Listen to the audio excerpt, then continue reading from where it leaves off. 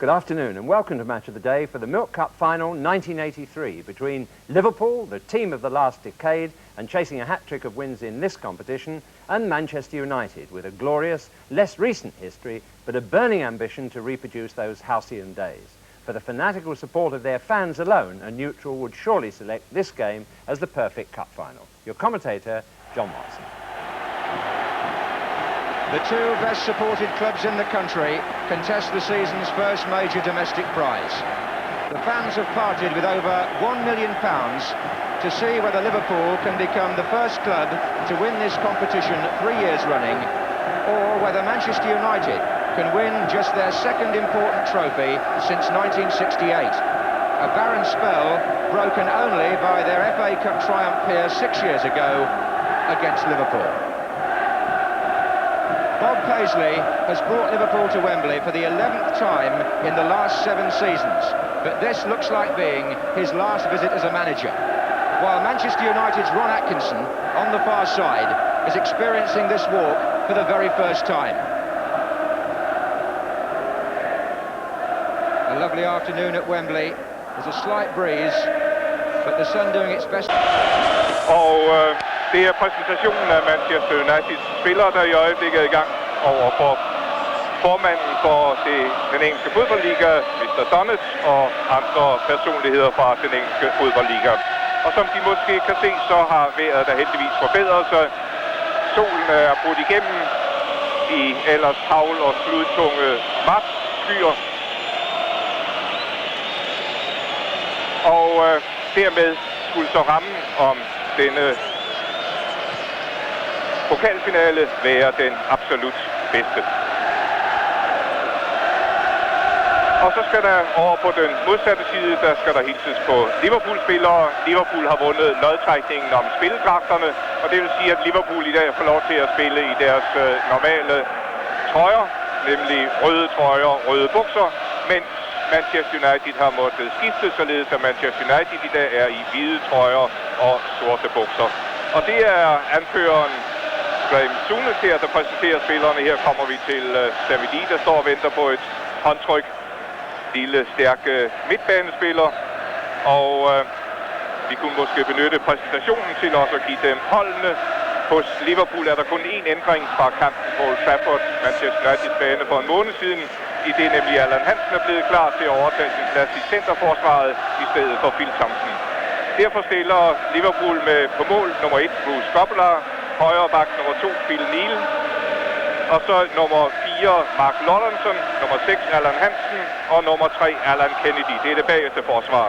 Og på midtbanen nummer 8 Sammy Lee, nummer 10 Craig Johnson, nummer 11 Graham Souness og nummer 5 Ronnie Whelan. Og fremme har de så Kenny Dalglish med nummer 7 og Ian Rush med nummer 9. Og her hilses der på Bob Paisley, som er manager for Liverpool. Han er på Wembley for 12. gang med Liverpool. Han har været i Liverpool i 44 år. Og her har vi Ron Atkinson, manager for Manchester United. Han er her for første gang. Men tilbage til Bob Paisley. Han har været i Liverpool i 44 år. Han vandt som spiller mesterskab i 1947, men holdt op i 1954. Så blev han træner og senere assistent for Bill Shankly. Og som manager, siden han overtog det fra Bill Shankly, her er præsident Gwanda fra Zambia som tilskuer til kampen. Og vi får nu den engelske nationalmelodi, så skal jeg vende tilbage til Bob Paisley.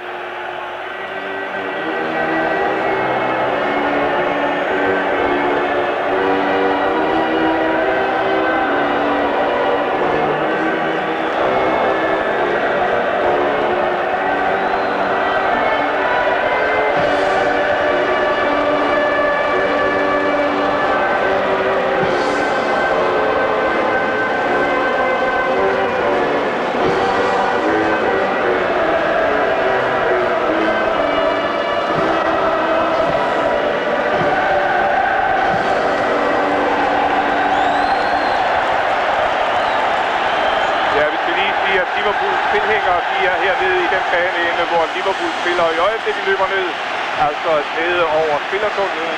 Det er til højre for vores kamera, og Manchester United-tilhængere er i den modsatte ende til venstre for vores kamera. Men altså for 12. gang er Bob Paisley på Wembley. Han har kun tabt en eneste gang de 11 gange, han har været tidligere. Og det var den FA-pokalfinale, som netop Claus Borg talte om, og som vi viste billeder fra. Her har vi så holdomstillingen. Der er en ændring mere hos Liverpool i det. Reserven, 12. mand er David Fairclough. Sidste gang var det David Hodgson. Men ellers, det hold jeg nævnede, et meget stærkt mandskab. Og Bob Paisley for at få hans historie gjort færdig, mens vi har set det her med Manchester Uniteds hold. Lou McCarthy er 12. mand igen. Det var ham, der kom ind i stedet for Kevin Moran, da han blev skadet i kampen mod Liverpool i 1-1-kampen og måtte bæres ud og have syet sit ben med 10 sting og sit øje med 3 andre sting. Bob Paisley, han har 5 gange været med til at vinde mesterskabet til Liverpool, og de er jo nu godt på vej til mesterskab nummer 6. 3 gange Europapokalen på mesterhold.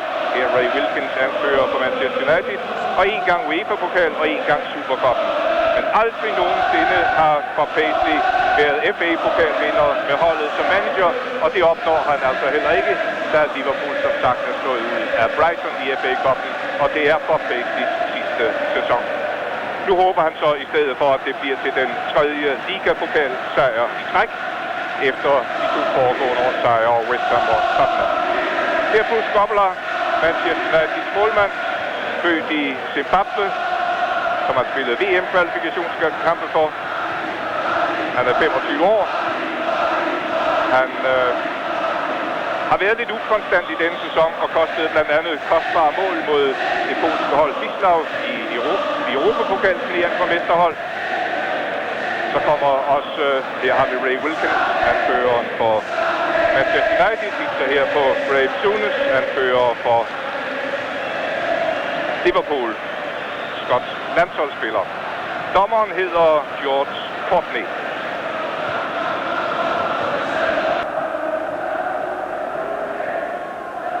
A lovely afternoon at Wembley.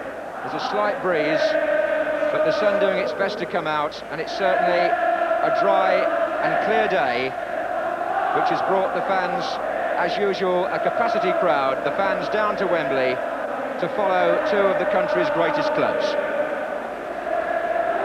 Liverpool play their expected side. The only man not to have played at Wembley before is number 10, Craig Johnston, and the substitute is David Fairclough, because David Hodgson has flu. For Manchester United, number 5, Kevin Moran, plays despite a depressed fracture of the cheekbone. He actually played Gaelic football at Wembley 7 years ago. But there are 3 players who've not played here before. 17-year-old Norman Whiteside at number 10, right back Mike Duxbury, and also number 4, Remy Moses. And in the absence of Brian Robson, a lot depends as captain and competitor on number 7, Ray Wilkins. 6 years ago, when these 2 clubs met in the FA Cup final here, Bruce Grobbelaar was playing in South Africa, and up against him in the same match was Gary Bailey. They've come an awful long way since then. Bob Paisley, unpretentious as always. Whereas his more extrovert counterpart, Ron Atkinson, will be determined to enjoy the day just as much. Indeed, already the jokes flying there on the United bench. The referee, George Courtney of Spennymoor, took charge of the 1980 FA Cup final here between Arsenal and West Ham. The colours are the reverse of the 1977 final. United today in white, playing from the left, and Liverpool in their familiar red.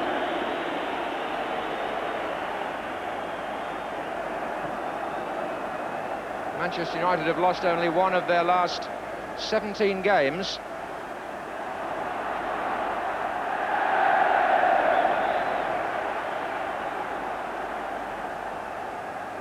Here's Stapleton.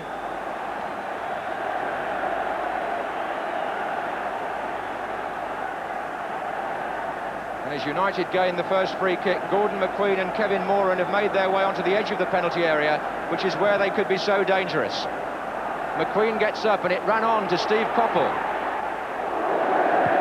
But the feeling in the United team, as Coppell had the final shot, is that the presence at set plays of the 2 tall central defenders, especially Gordon McQueen, could unsettle Liverpool. Moran was forward also. Nice bright day. The pitch softened slightly by rain which has fallen over the last 48 hours. Although Liverpool felt if it had had a bit more rain on it, the pitch would have just suited them perfectly. Angrebsfarlighed. Allermand.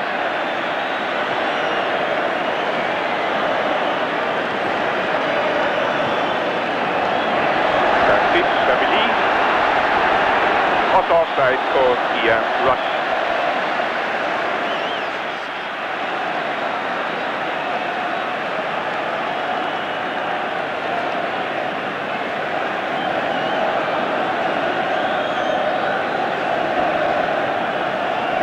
Moran.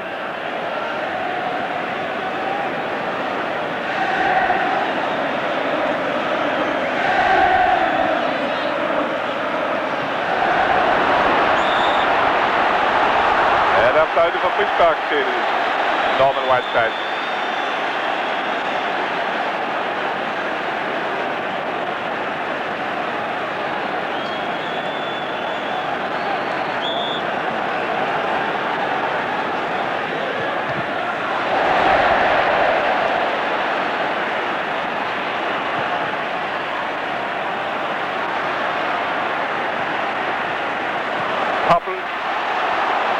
Samspil med Duxbury, men for langt. Mike Duxbury her er netop udtaget i bruttogruppen til det engelske fodboldlandshold, som på onsdag aften skal spille mod Grækenland i Europas kvalifikationsturneringen, hvor man jo er i samme gruppe som Danmark.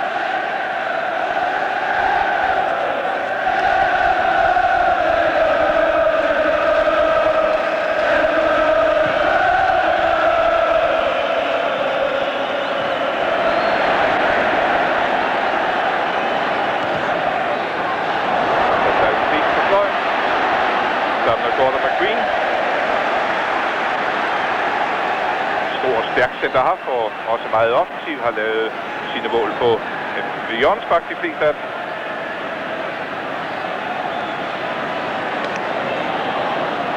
Sunes.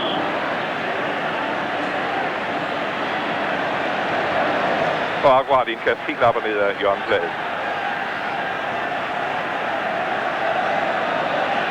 Olsson. Til Niel.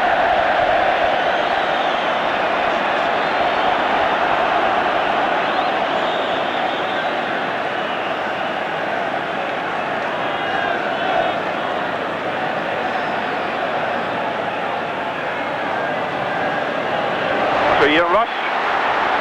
Han var ikke selv klar over, hvor fri han var. DANISH.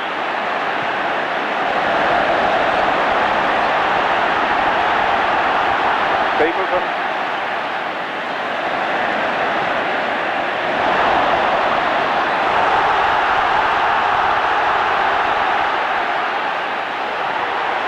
Koppel. Den er lige ved at komme ind til Whiteside.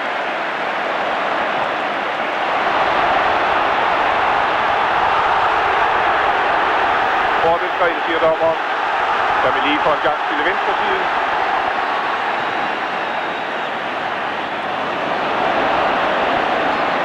Høler.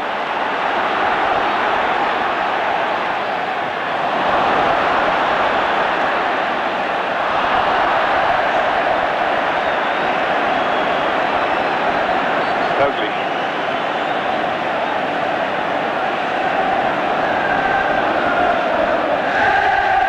Ja, DANISH og Ian Rush er nok en farligere duet fremme end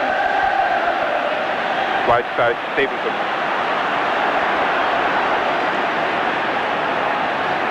Johnson.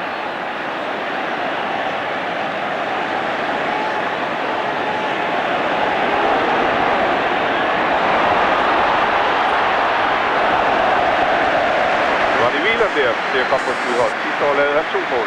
Farlig her.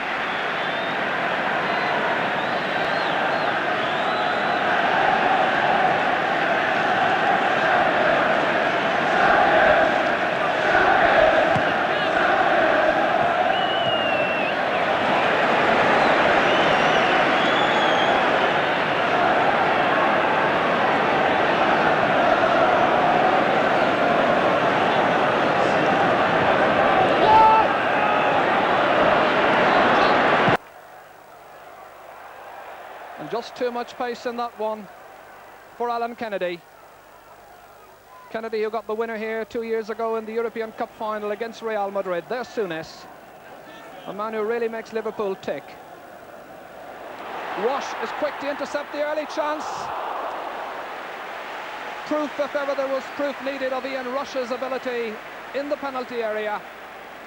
That fine shot just going up and over, but Rush has scored 29 goals this season and got 2 last Tuesday night against Brighton in the league.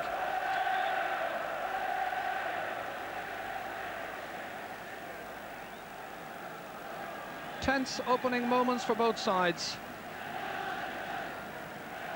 Kevin Moran is the one who's going to take this goal kick. Moran, who played here in 1976 with Dublin, playing Gaelic football. Craig Johnston.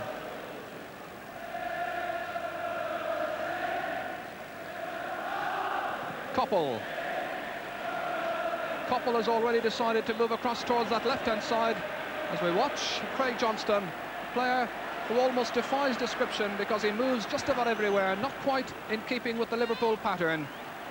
Handsome. Finding Whelan.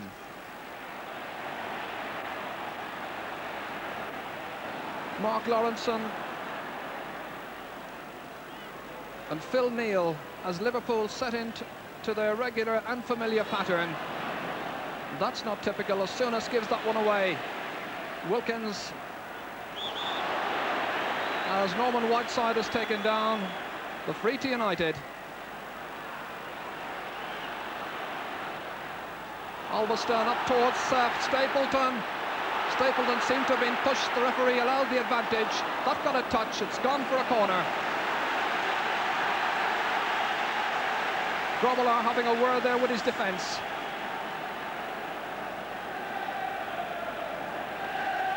United's defence is the best in the Football League. So far they've only conceded 24 goals. Murin's corner, punched away by Grobbelaar. Kennedy. Giving Souness a bit of work to do. Towards Dalglish, McQueen got the touch.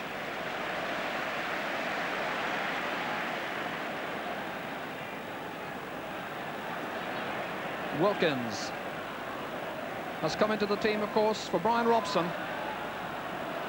Murin, who gives United a nice balance on that left-hand side.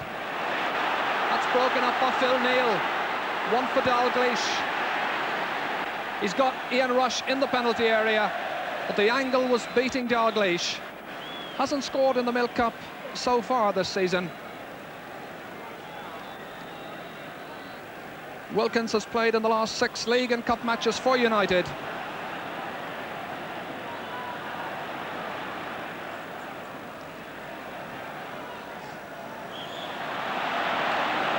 And the referee giving the throw to Manchester United.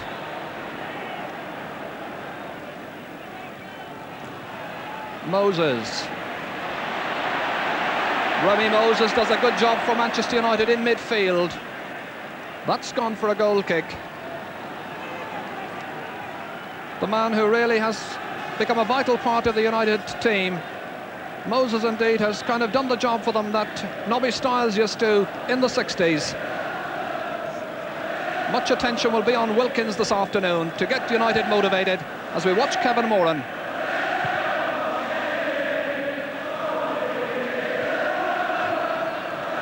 Souness.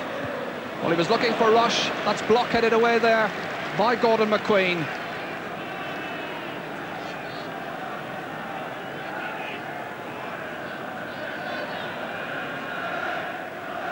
Lawrenson to his centre-back partner Handsome.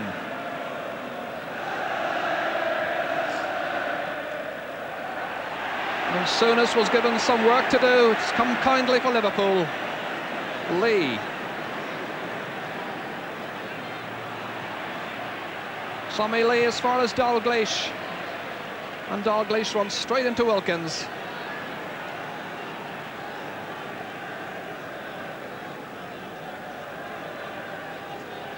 Neil.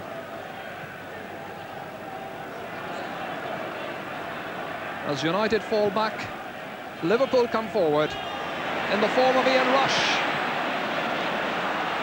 Couple taken down by Whelan, and the referee George Courtney is quickly in there to speak to Ronnie Whelan. Whelan, who'll be joining up with the Irish party tonight here in London for their vital European Nations game in Malta on Wednesday evening next.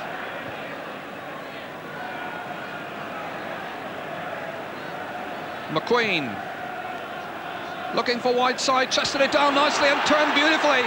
Oh, that's a beautiful goal!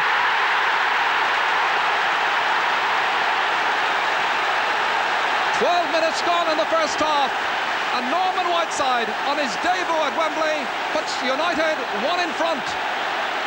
A dream start for the young lad as Gordon McQueen set it up.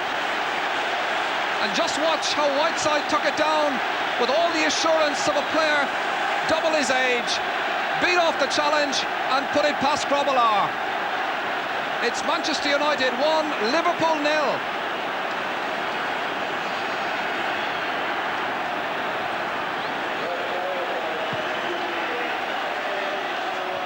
What a start for Manchester United. Couple.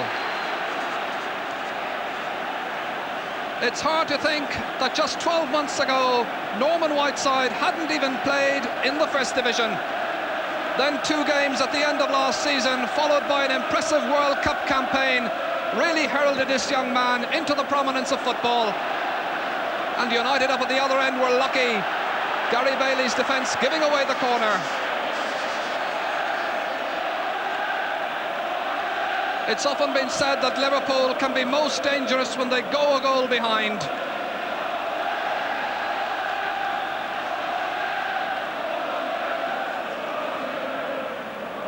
Whelan. Well, they came from a goal behind last season to win the Milk Cup. Can they do it again this year? Souness chipping it back. It beat the offside trap, but it didn't beat Mike Duxbury. Rush looking for space, but McQueen is allowing him nothing. Wilkins. Unfair challenge, says the referee. Free to Manchester United.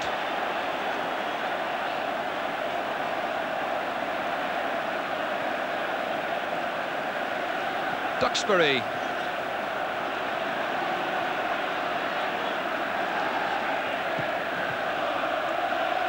Moses. Cut out by Mark Lawrenson.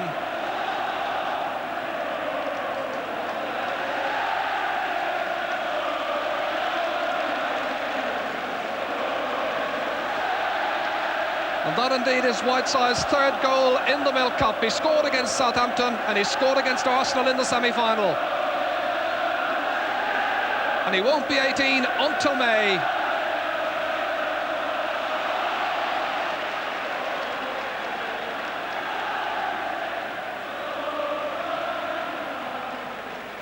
Free to Manchester United, just inside the Liverpool half.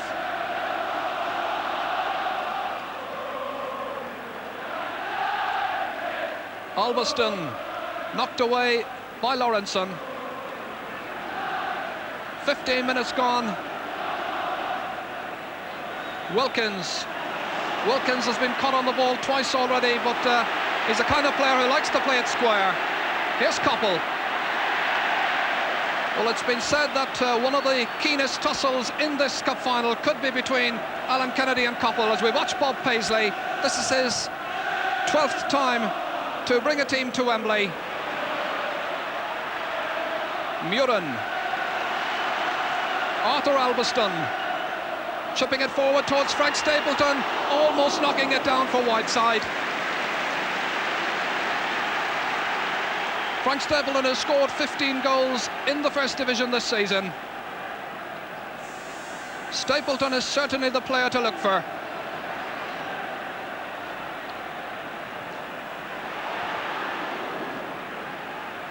Muren. Here's Whiteside. And is Lawrenson, Moses.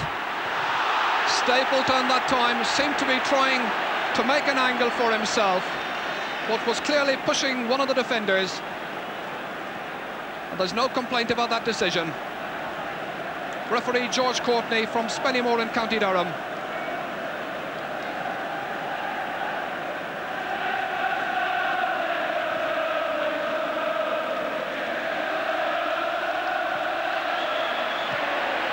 A charge that time by Kevin Moran.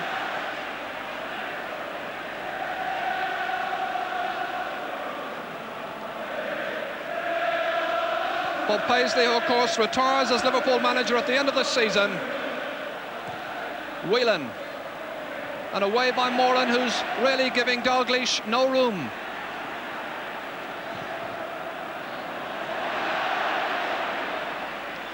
Lawrenson covering up well.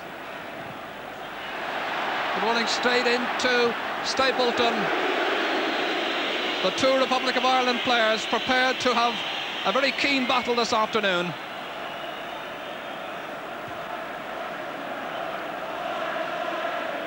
Hansen. Souness finds space, but he also finds Phil Neal. Gordon McQueen not standing on ceremony as that comes off Hansen's shoulder. Back to Lawrenson. Here's Craig Johnston.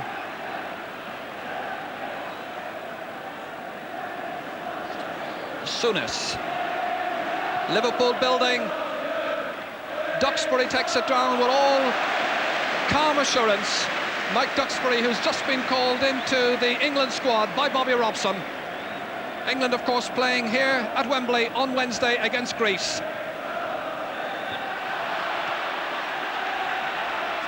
Free against Norman Whiteside.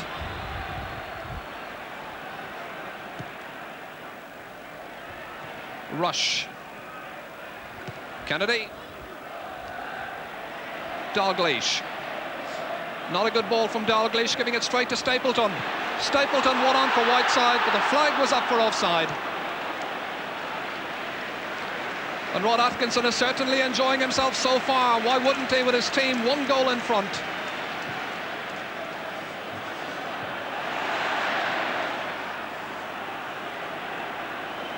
Hansen.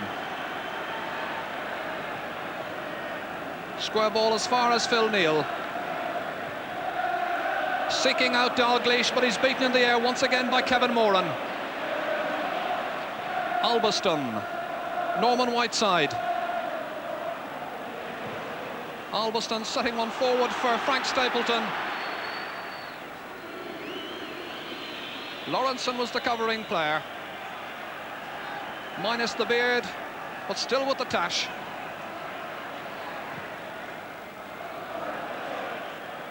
Moran doing some very fine covering at the back for United. Here's Hansen, such a good reader of the ball. Missed the League Cup final last year through injury. Lee, looking for Dalglish. Liverpool are content to be patient.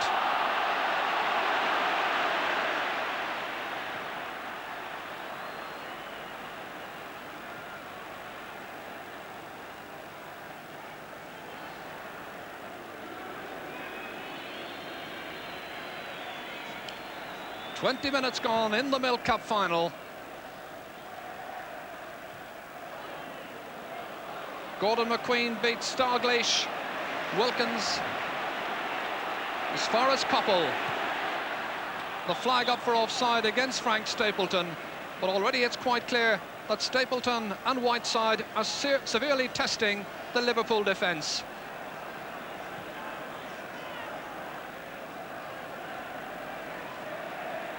Souness getting it back from Dalglish.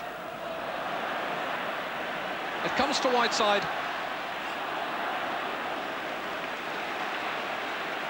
Moses. Duxbury. Once again the flag was up for offside, not against Stevie Coppell but against Frank Stapleton.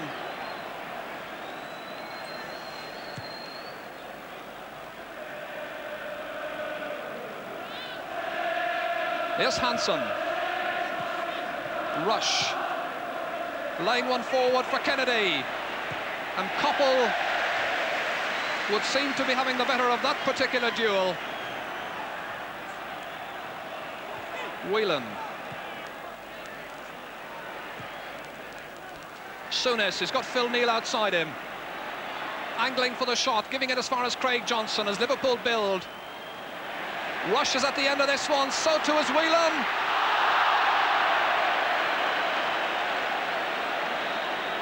A real let-off that time for Gary Bailey, as Ronnie Whelan had the chance to put Liverpool level. He knows it, but the calculations weren't quite right.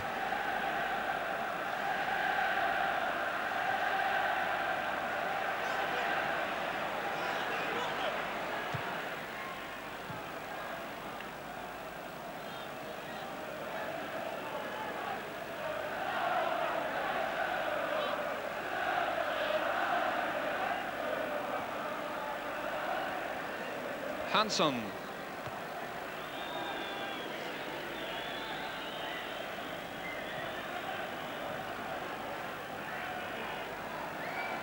Souness.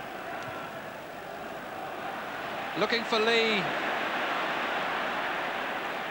The Liverpool passing is a little bit slack this afternoon, or perhaps it's that Manchester United that little bit sharper. Wilkins.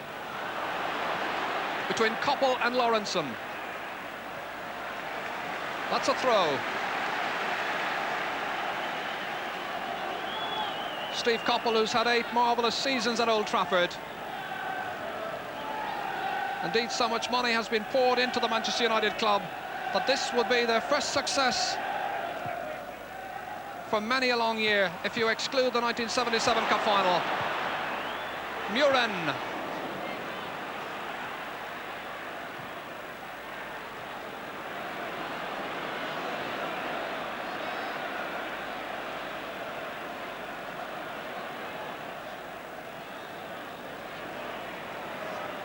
Moran. Well, he was a little bit slack and casual. Ian Rush was in quickly.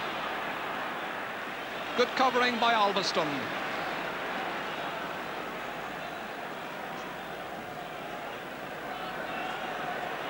Souness. Dalglish feeds Whelan, back to Dalglish. Wasn't quite expecting it, and it comes to Arnold Muren. Giving it away to Kennedy. Good shot from Kennedy. A man who likes to take up good positions just outside the penalty area. That time Gary Bailey got behind the ball. Good keeping by the keeper they rate number 4 in Britain.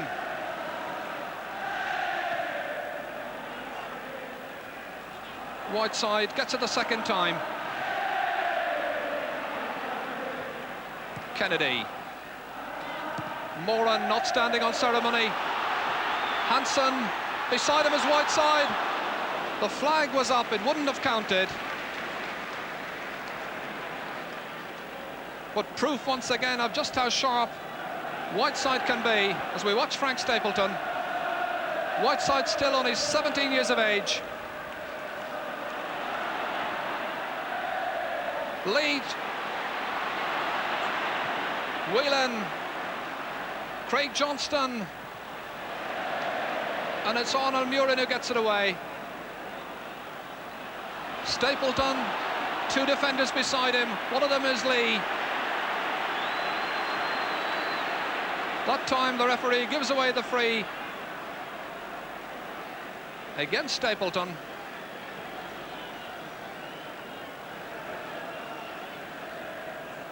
Whiteside makes his way back.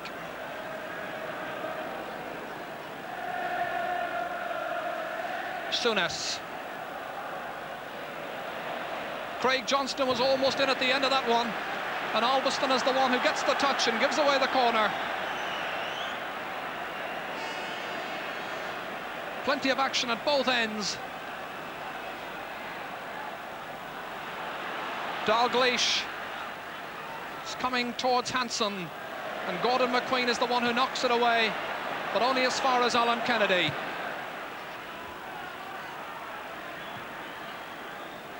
Sammy Lee. Neil. Dalglish, and beside him Albiston.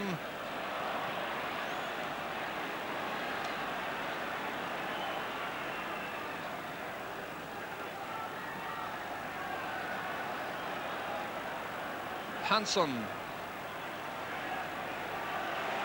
Well, that was a bit slack by Souness. It comes back to Whelan.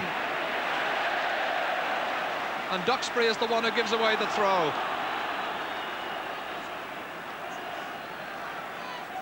"27 minutes gone in the first half.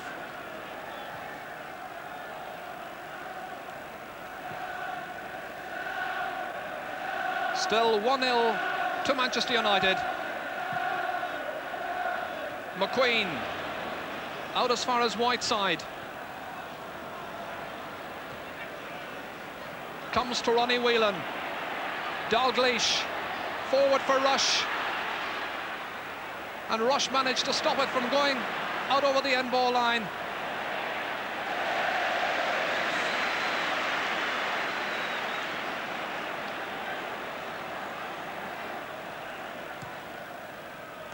Koppel.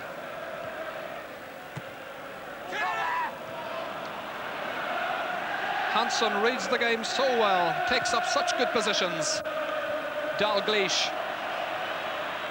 Rush. Towards Souness. Wilkins. Duxbury. And the two Liverpool defenders there, Hansen and Lawrenson, almost getting in one another's way. The call's just not quite right.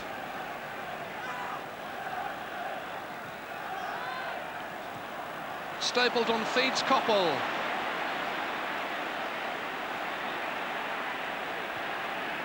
Moses. Grobbelaar advances and catches cleanly.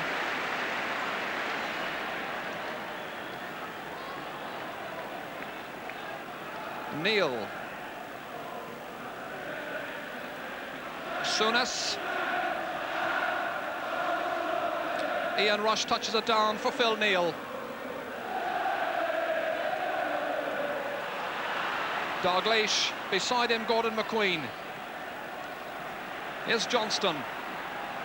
Phil Neal as Liverpool build and look so ominous. Kennedy, will he go for the shot? Well, he really fired it, but it was always going up and outside.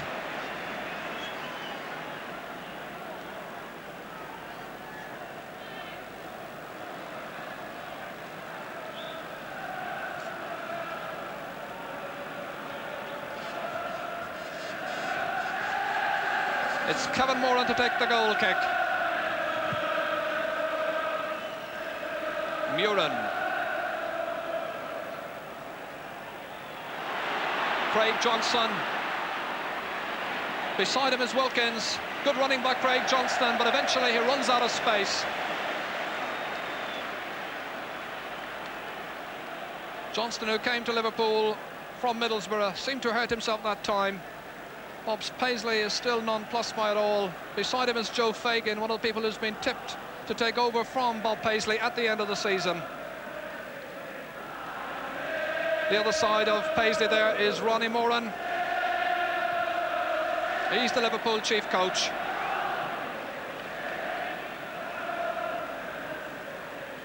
A half an hour gone. Manchester United 1, Liverpool 0 in the Milk Cup final.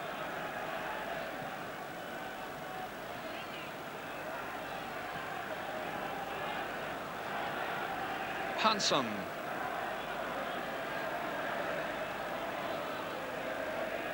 Sammy Lee, who's become an England international since he played here in last year's League Cup final.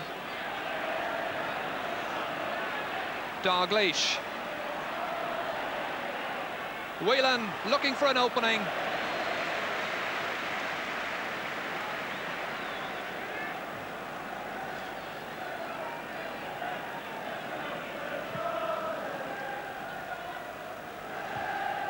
Good header away that time by Lawrenson. Much of Ray Wilkins' passing is going astray in midfield. It's putting Liverpool back in possession.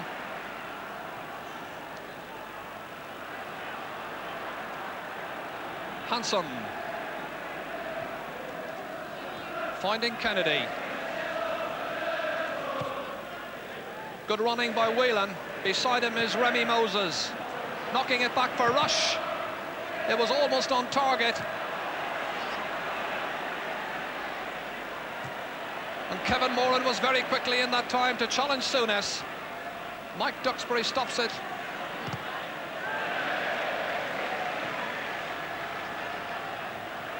The throw will be to United. On the far side, David Fairclough is warming up for Liverpool.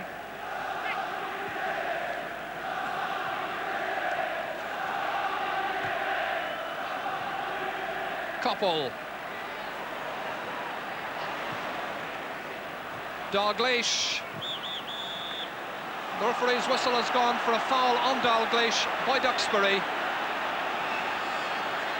He takes an awful lot of punishment. But he really is a very strong fellow and gets a fair quota of goals as well. Meanwhile, on the far side of that penalty area, Craig Johnson is down. It could well be that they're warming up David Fairclough as a precautionary measure. Interesting thing about Craig Johnson is that he was born in South Africa, could have opted to play for South Africa, or indeed for Australia where he grew up, or indeed for Scotland where his father comes from. Instead, he's opted to play for England. Remy Moses and Mike Duxbury get ready. And still Craig Johnston receives attention from Ronnie Moran. A fine shot here of Wembley.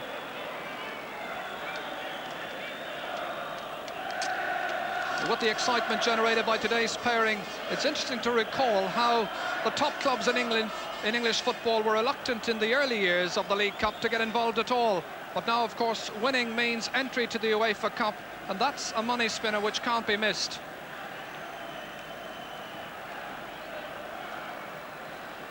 Johnson's on his feet. And a free in a very dangerous position for Liverpool. Souness firing it in, but just outside. Well, he caught it beautifully, but it was just going about 2 feet outside the right-hand post.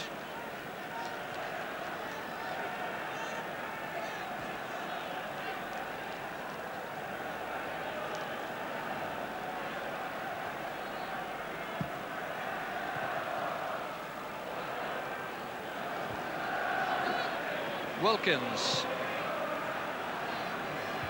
knocking it forward for Whiteside.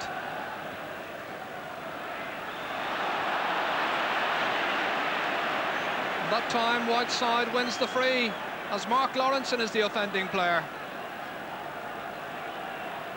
Norman Whiteside, the youngest player ever to play in the World Cup.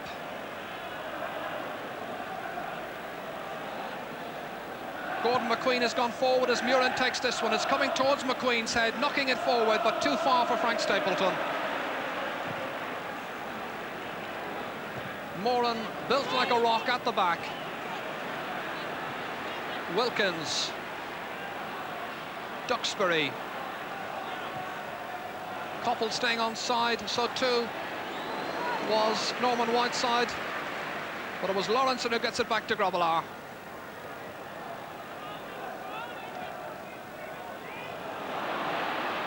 Rush and McQueen. Gordon McQueen hasn't put a foot wrong in the match, and when you consider that this time last year his career was in tatters, but now he's back at Wembley, and as well as that he's been offered a new 3-year contract by Manchester United. Murin makes the break as far as Koppel. Outside him he's got Duxbury. Wilkins makes himself available, so too Kevin Moran. Well, it was going a little slack, but Gary Bailey read it well.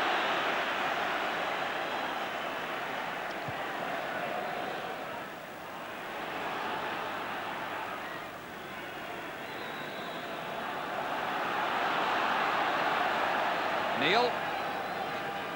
Johnston, Neil following up. Hanson. Dalglish has come out to make a bit of space for himself. Likes to run at defences. Duxbury read it well. Whelan took it down on the chest. Lee. Getting it back from Dalglish. As far as Ian Rush. Not quite making the connection. But the referee has given Liverpool the corner, saying it went off Kevin Moran. Moran doesn't agree. And so United have to face whatever danger this corner from Kenny Dalglish may bring.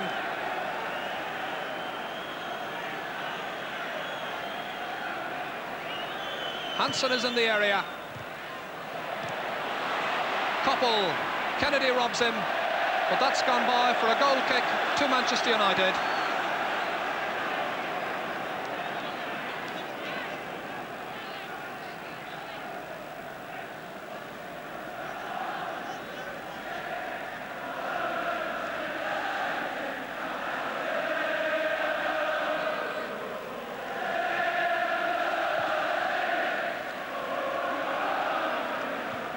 Seven minutes to go to half-time. The flag is up for offside against Whiteside.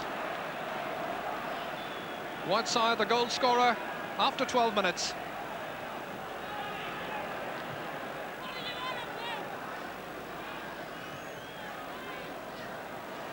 Souness.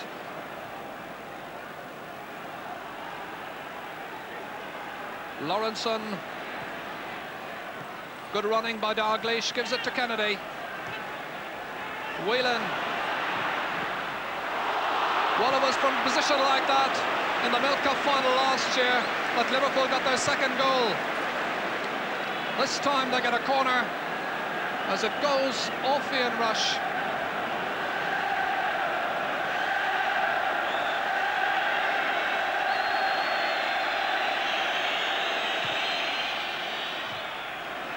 Stapleton away as far as Souness. Whelan. And Kevin Moran was taking no chances. From this angle it looks so dangerous. Johnson would still appear to be limping. Moran really playing his heart out for Manchester United.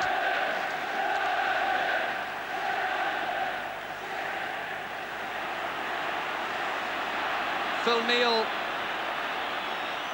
wanting Murin to go back 10 metres. Here's Phil Neal, good run, no penalty. The referee says he took a dive. And I think Phil Neal was making the most of it.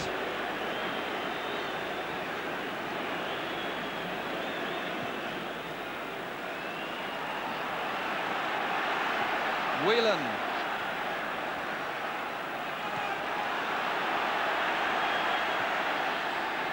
Souness. That's Moran knocking it out only as far as Souness. The shot from Graham Souness.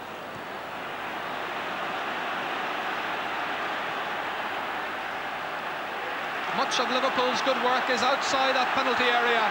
Here's Dalglish. Well, even top-name stars like Kenny Dalglish can do things like that in cup finals here at Wembley. And I don't think Bob Paisley is too happy.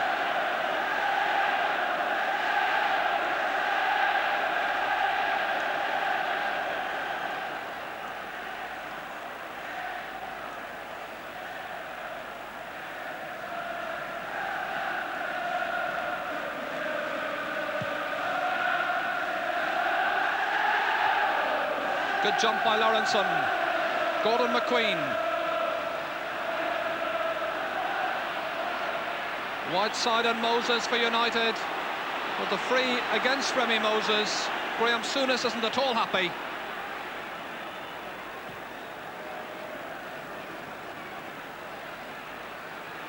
And certainly it's been Liverpool on the attack for the last 15 minutes.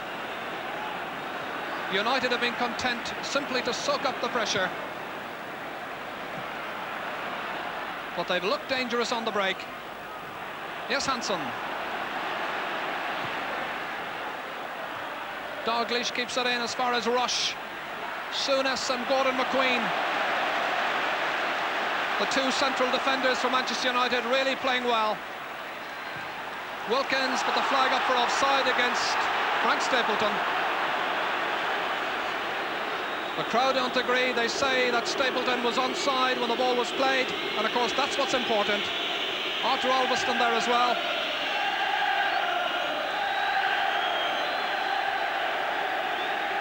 Souness. Kennedy. Whelan. Not going by Koppel. Moses. Waiting for support to come. It comes from Steve Koppel. Firing one forward for Whiteside. Powerful play by Mark Lawrenson. Rush. The control letting Ian Rush down. Albiston. Murin. Albiston kept moving. Beside him, Mark Lawrenson. Lawrenson, the player that Bob Paisley rates as his player of the season. Murin. Just outside the penalty area. Frank Stapleton taken down by Phil Neal. Saying he hadn't any alternative. But it presents Graham Wilkins with this free kick chance with just 2 minutes to go to the break. Leaving it to Murin. Stapleton. And Stapleton had eluded his marker and was given a free header.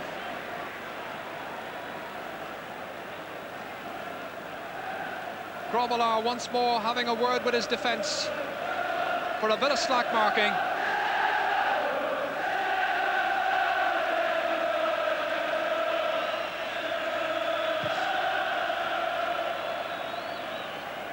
Johnston.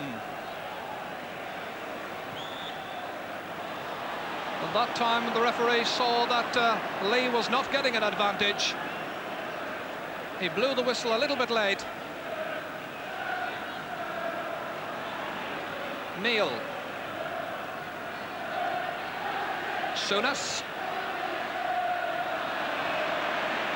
Souness gives it away to United. Here's Whiteside.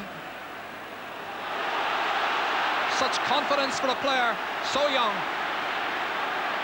Stapleton waiting for Murin to get in the box. Coming over to Koppel. Robbed by Kennedy.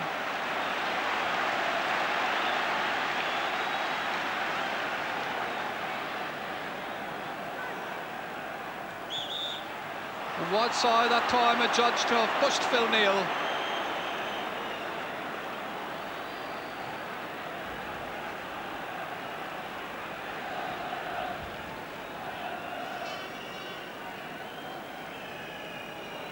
Just 10 seconds of normal time in the first half remaining. Knocked on by Whelan. Duxbury. Finding Whiteside, well, almost. Hansen. Albiston looking for Whiteside.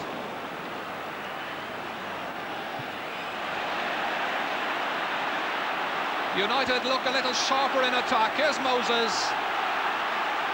As far as Stapleton. Lining one up for Murin. It comes to Wilkins. Koppel. Straight at Grobbelaar. Good build-up by Manchester United.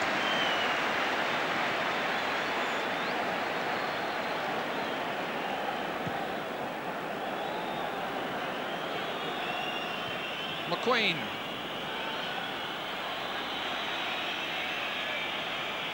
And Albiston gives it back to Gary Bailey.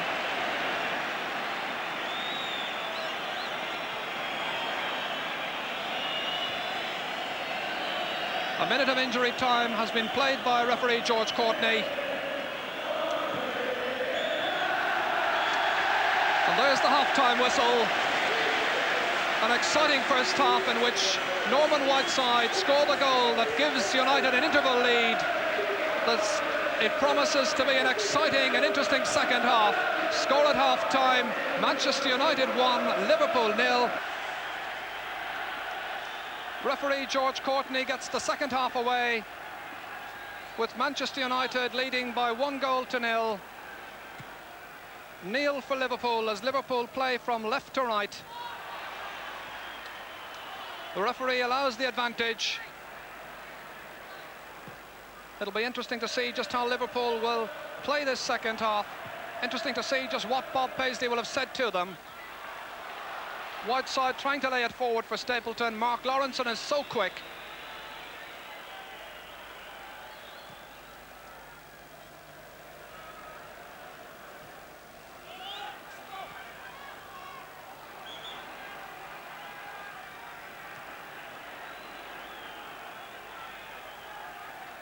Kenneth Kaunda is one of those people who's in the stand enjoying the game. Among the distinguished guests as we watch Liverpool attacking the goal to our right. Neil, taken down by Moses. Murin finds Duxbury.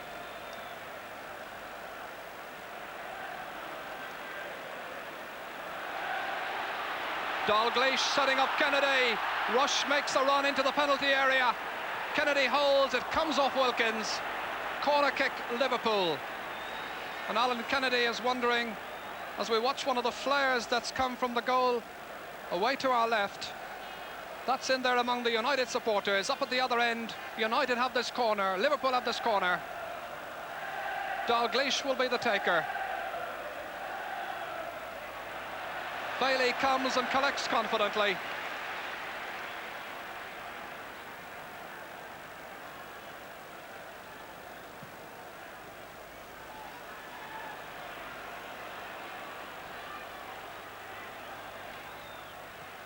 Hanson. Neil. Fine distributor of the ball is Phil Neal. Johnston for Lee. Rush. And Gordon McQueen is keeping a very firm line where Ian Rush is concerned. Former Scottish international back to his best. And it's not very pleasant for the spectators up at that end of the ground.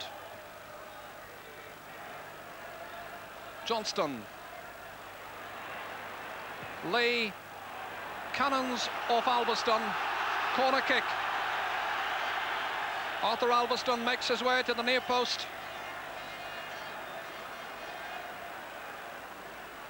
And Lee is ready to take it. Coming out to Souness, thought about a first-time shot, then took it down. Kennedy. Stapleton out first time. Souness tidying up.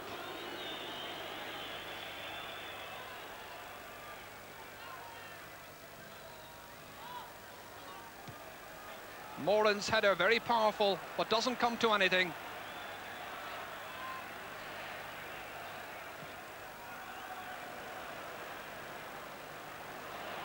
Dalglish. Whelan. Duxbury. Far as Whiteside. Runs straight into Kennedy.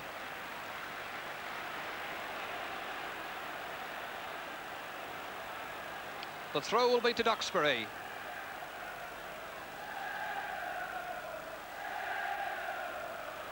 Duxbury advances, taken down by Dalglish. The referee allows an advantage. Couple seem to be offside. Stapleton shot, but the referee's whistle had gone. Yes, the linesman was just a little slow to raise the flag. In fact, he had the flag up for an earlier infringement. The referee overruled that. But this time, the referee acknowledges the linesman's signal. So away come Liverpool.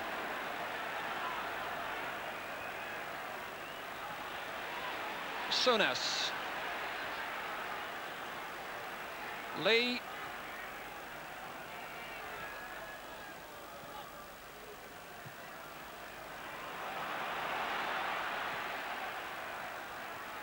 Dalglish. Lee, as far as Rush, but the flag up for offside, this near side. But once again, a signal of the danger of Liverpool.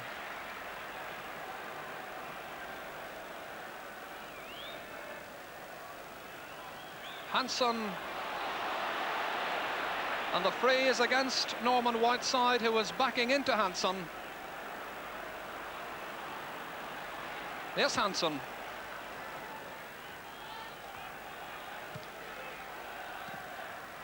Dalglish.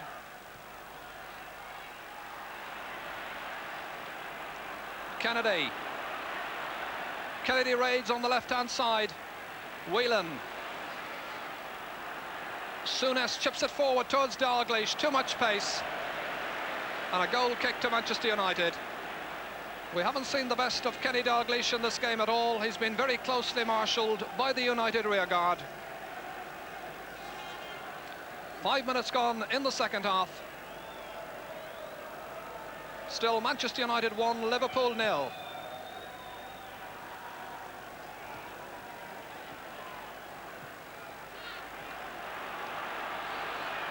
Phil Neal. Rush. Johnston easily beaten that time by Arthur Albiston. Neal. Moses was careless. It comes to Whelan, and Liverpool should have made more of that chance. Whelan was presented with a chance from Remy Moses. It's a very confident start by Liverpool to the second half. Lee is fouled. Johnston flinging it over quickly.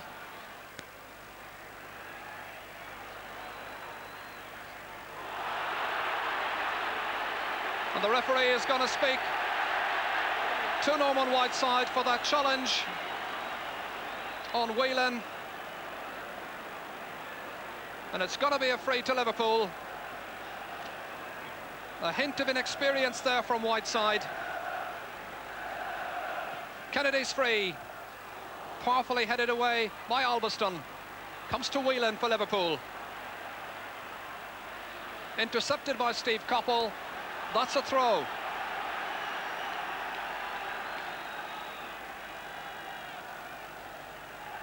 Kennedy gets it back from Souness. Good jump once more by Duxbury.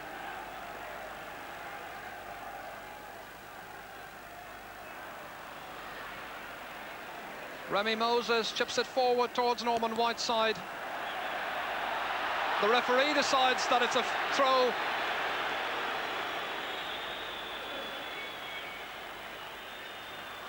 Souness. Lawrenson. Lee. Souness. Neal was following up, so too was Souness. Here's Kennedy. Once again thinking about the shot. Alan Kennedy, but very wide of target. Liverpool like to work it in a little bit closer than that.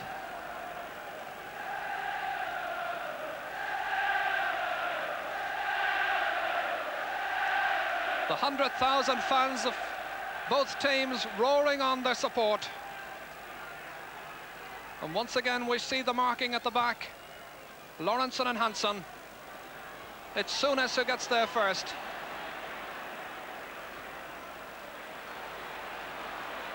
Duxbury knocking one forward for Coppell and for Stapleton.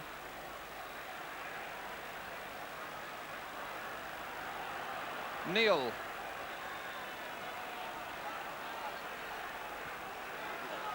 United are allowing Liverpool to come into their half, but that's as far as it goes. And Kevin Moran was the one who was in very heavily to challenge Dalglish. Ron Atkinson said this morning about Kevin Moran, he's the one player who never lets us down.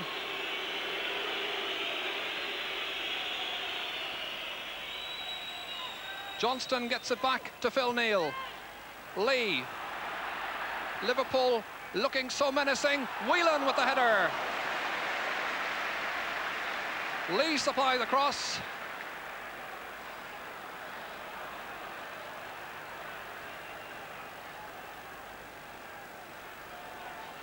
Koppel.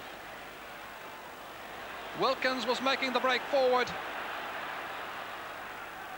Whiteside. Remy Moses is onside. He's got Frank Stapleton outside him. It's not a good ball.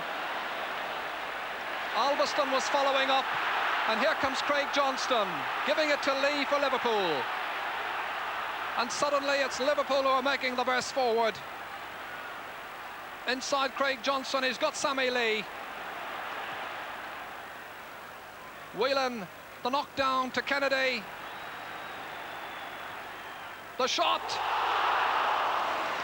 Well, Bailey didn't get a touch. The Liverpool players are saying that he did, but the referee is saying that it went just over the top. Gary Bailey's goal leading a charmed life in the first 11 minutes of this second half.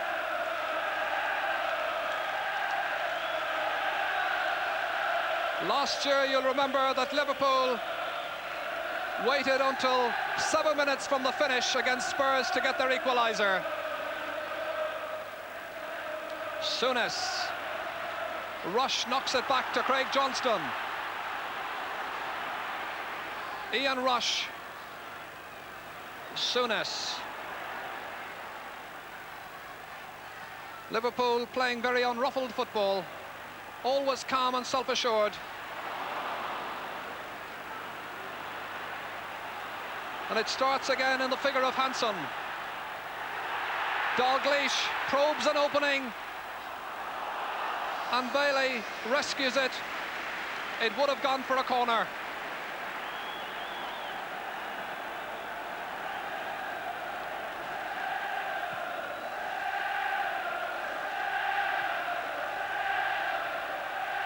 Moran. Ronnie Whelan jumping high that time, but it comes to Mike Duxbury. Koppel. Good run by Duxbury. Good covering by Whelan. Wilkins. And Whiteside gets by. Looking for Stapleton. Lawrenson was the one who cut out the danger. He moves so quickly, but that time he seemed to move over the sideline, but of course, it's the ball that matters. Gordon McQueen.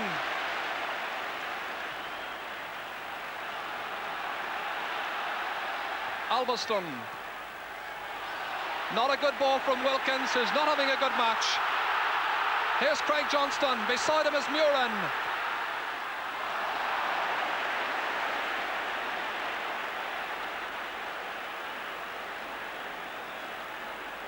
Gordon McQueen is holding his arm just to the right of the action there.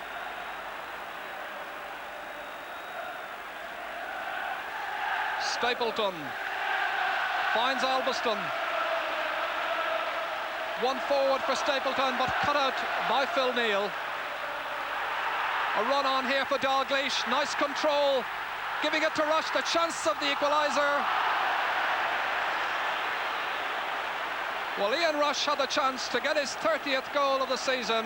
He knows it, and so does Kenny Dalglish. Nice bit of play that time by Dalglish.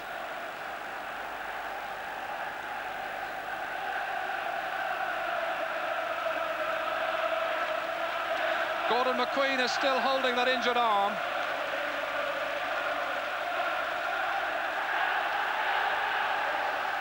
McQueen, in fact, was fouled Dalglish, but the referee waved the play on. So justice, I suppose, was done.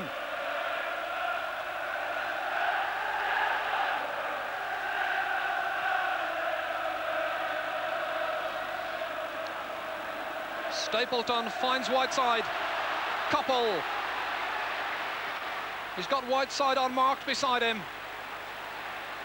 Koppel going it alone. It comes straight off Whelan. Corner to Manchester United.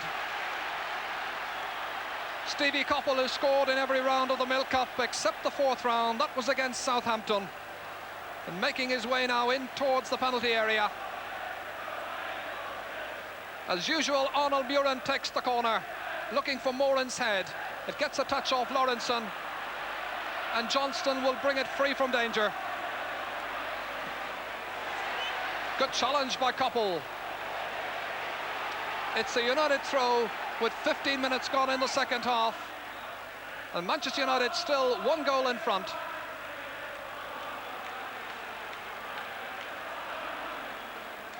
Kennedy setting Rush away, and he gets inside Duxbury. Rush with a shot. It seemed to get a touch off Duxbury. Yes, Duxbury has given away the corner.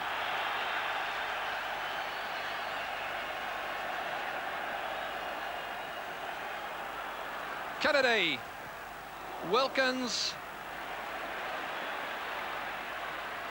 Phil Neal takes it down nicely. Such a good professional, Alan Kennedy. Beside him was Muren, towards Rush's head. Craig Johnston was raiding as well, so too Lee. And that got a ricochet across the area.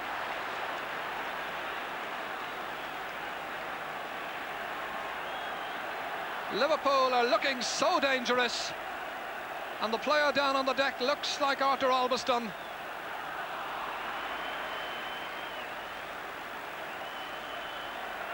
It's either Arthur Albiston or Frank Stapleton. It's Arthur Albiston, I think. Referee George Courtney is going down to check matters. Bob Paisley reviews the situation. Albiston is the one who's injured. And United warm up Lou Macari. Well, Macari has played just about everywhere for Manchester United, including, incidentally, as a full-back. He played there 5 weeks ago when Kevin Moran had to go off against Liverpool. Macari has only played 2 full matches for Manchester United this season. And don't forget that when he came on as sub, he laid on the goal for Frank Stapleton in the match against Everton. As we watch that incident again, there's Albiston taking a knock from Craig Johnston. He's on his feet. The physio there is Jim McGregor. McGregor, who accompanied the Northern Ireland party to Spain last summer, making sure that Arthur Albiston's okay. He looks pretty dazed.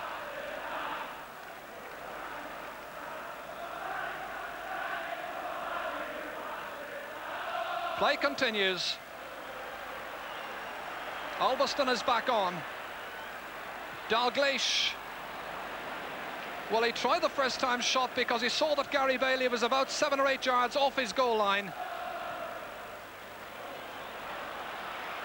Muren knocking one forward for Stapleton. Beside him, Lawrenson. Back it comes to Muren.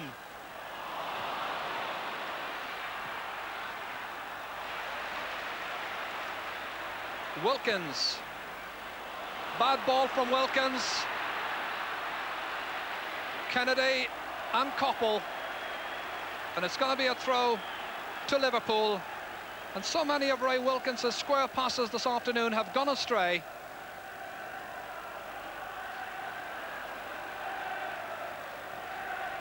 Souness, Moses, Wilkins losing it, Moses recovering. It comes to Whelan. It's a little untidy just at the moment. And Sammy Lee will start it all again for Liverpool. Their build-up, as usual, is patient. They're waiting to probe an opening. Here's Souness, the captain. Phil Neal, a little too high for Rush. Liverpool prefer to walk that ball in towards the area rather than try to lob balls forward towards Ian Rush in the air. In fact, of all the goals that Ian Rush has scored, he's only scored 2 with his head. Wilkins plays it forward, but Koppel's offside. The United fans don't agree, claiming that Koppel had timed his run properly, but the linesman was the person who had the best view.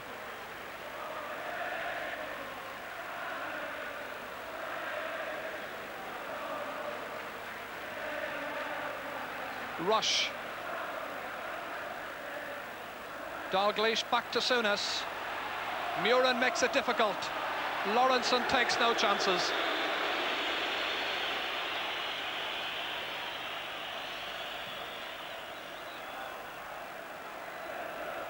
"20 minutes gone in the second half.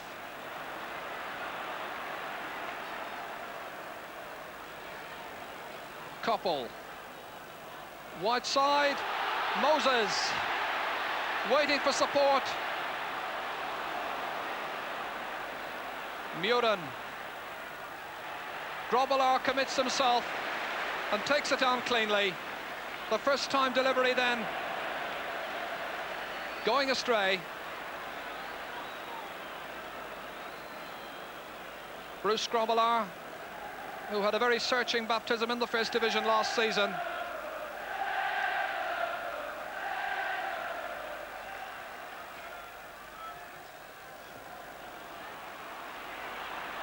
Whelan finds Rush. Inside him, Dalglish. Trying to go by Kevin Moran and succeeding.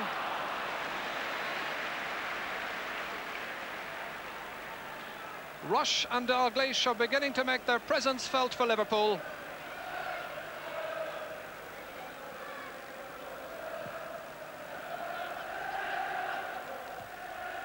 Neil. And that's Kevin Moran there, who's down on the ground, who seemed to twist an ankle as he took that ball away. He's still on the ground as we follow the play. Here's Phil Neal.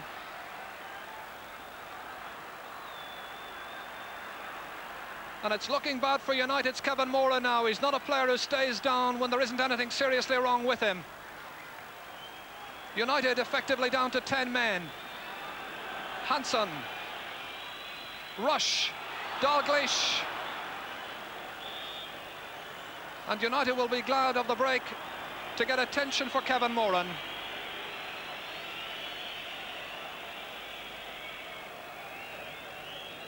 Moran, one of the toughest players in the First Division, has had so much trouble with injuries this season. And it really would be a sickener for United and for Ron Atkinson here if they were to lose Kevin Moran. But he looks pretty happy, and why wouldn't he be? His first time to take United to Wembley. And United 1 goal in front.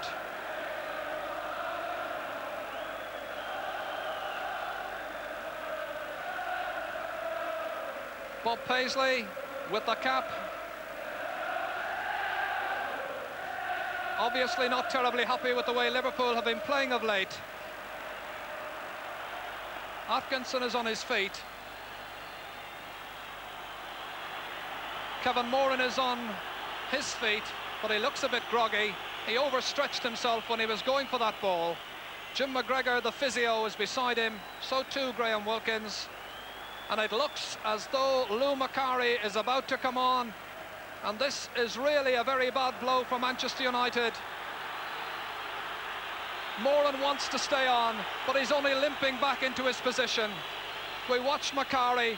Kevin Moran wants to stay put, but it looks as though he's going to have to go. An unhappy debut with Manchester United at Wembley. And everybody in the stand on their feet to salute this fine player. And it's a bad blow also, of course, for Ireland. Kevin Moran would have been a vital part of the Ireland set-up in Malta on Wednesday.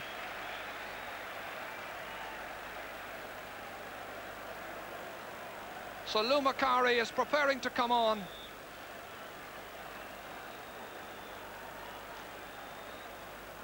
The change hasn't been made yet.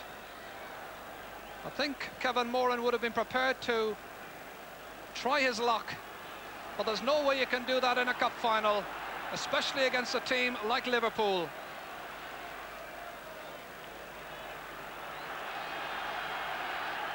So Macari is on, and this will be the 27th time that Lou Macari has been used as a substitute this season by Manchester United.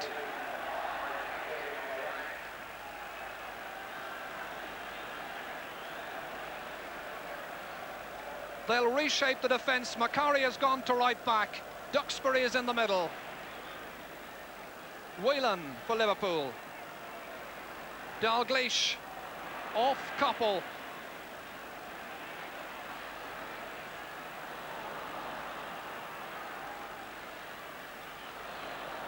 And for just a few minutes, the position will be very dangerous for Manchester United as they find their composure with 25 minutes gone in the second half. United, remember, leading by 1-0.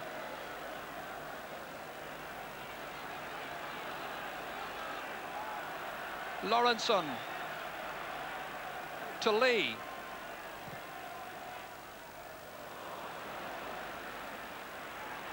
Coming back towards Sammy Lee, good challenge by Wilkins, but Lee is a tenacious little player. Dalglish across the area, gets the second chance. They're queuing up at the far post for it. Whelan, outside him is Kennedy. Macari, the makeshift right back. And Bailey has to commit himself. Gary Bailey hasn't been seriously tested in this match so far. Whiteside, a nice knock forward for Stapleton. Beside him is Hanson. But it goes astray and comes to Kennedy. Lou Macari.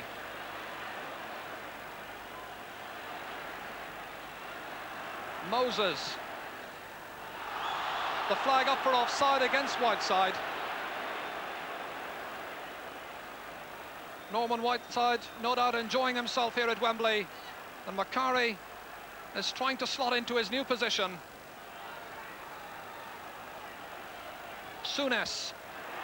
Dalglish finds a space, comes back to Whelan. The chip forward. Stapleton holds nicely and then gives it to Wilkins. Norman Whiteside has made a run. Off Lawrenson. And the danger comes to nothing. Hasn't been the best of afternoons for Ray Wilkins.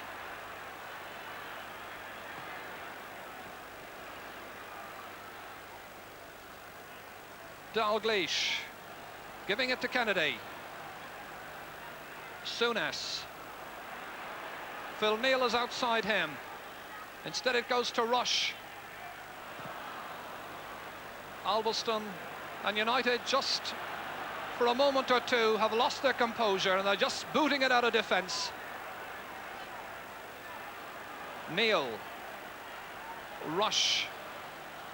Craig Johnston.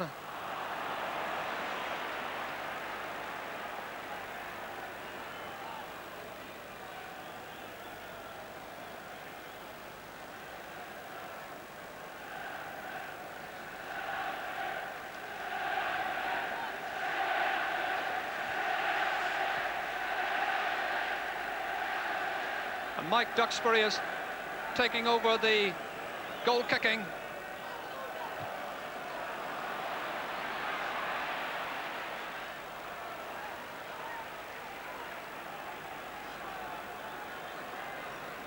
Alveston with the throw. Murin. Between Lawrenson and Stapleton. And the free goes to Liverpool. Souness.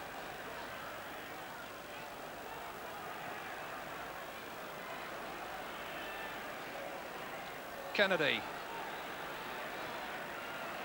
Nice challenge by Koppel. And Kennedy will now try to find a bit more room down that flank.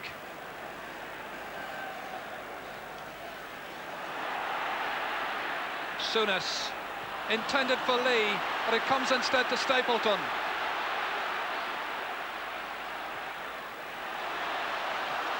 Outside him here to Arthur Alveston.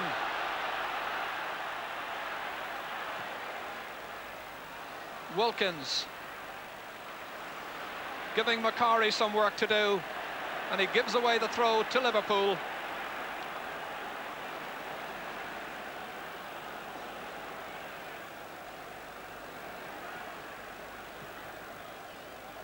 Kennedy seeking Souness. Phil Neal raiding on the right-hand side.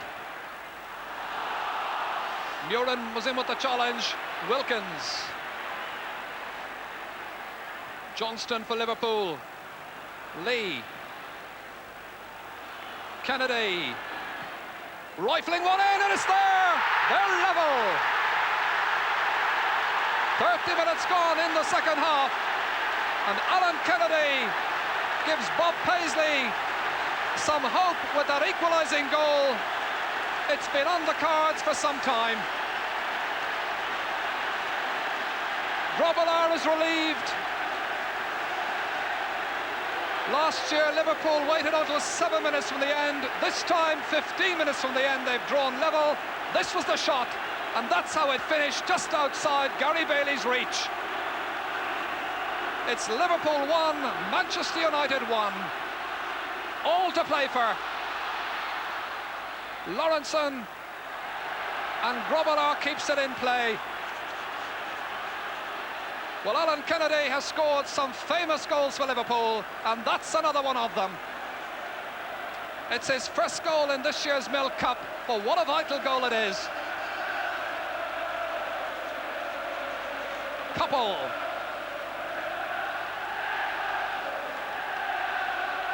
Paisley now is back to his old self, shouting instructions.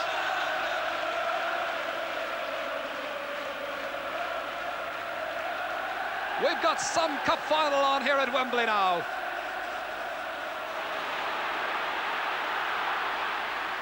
Wilkins, Albiston, Lee for Liverpool, Craig Johnston, and outside him is Ian Rush. Johnston is inside, trying to clip it back, and it's Albiston who gets it away.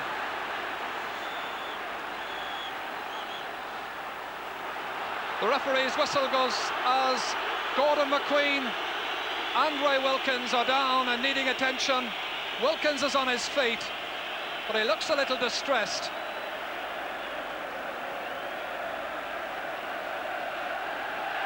Souness also getting attention there from Ronnie Moran. And Jim McGregor, the physio for Manchester United, this time has to treat the other centre-back, Gordon McQueen. Problems now for Ron Atkinson. And of course, United have already used their sub as David Fairclough warms up for Liverpool.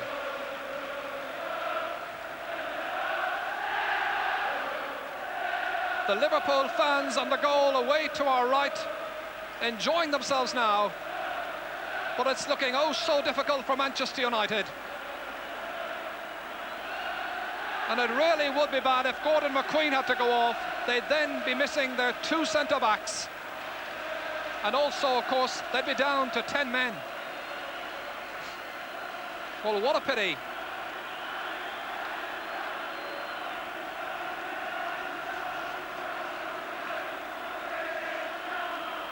One might ask the question whether the mercy machine has finally ground down the United flair.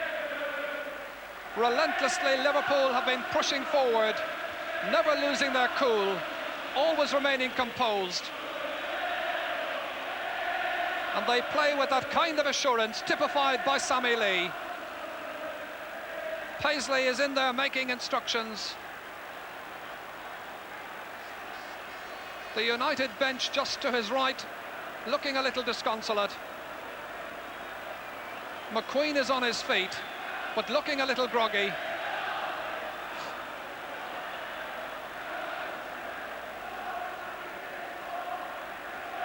It certainly has been a baptism of fire for Ron Atkinson in his first match here as United manager in a Wembley Cup final. All kinds of experts have been giving the opinion that were United, this particular team, to win a trophy, it could be the start of many. McQueen, as you can see, is back with the action, and so are we. Wilkins holding off Ian Rush.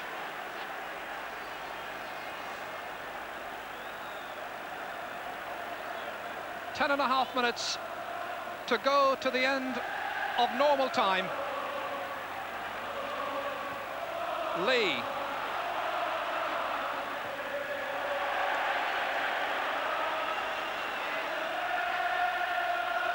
Johnston. Giving it to Dalglish. Lee.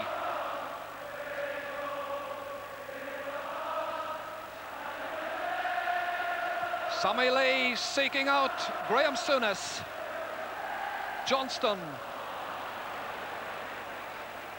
And the final cross just going outside.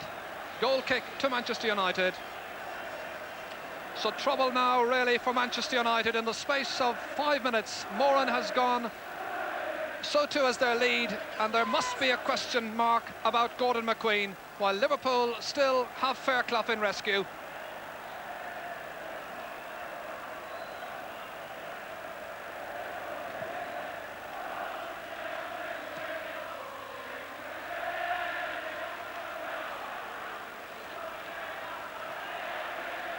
Neil.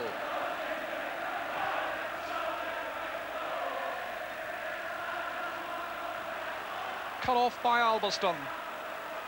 Murin.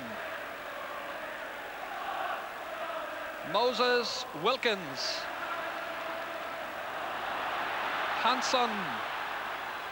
Knocking one forward, but too far for Ian Rush. Albiston. Koppel.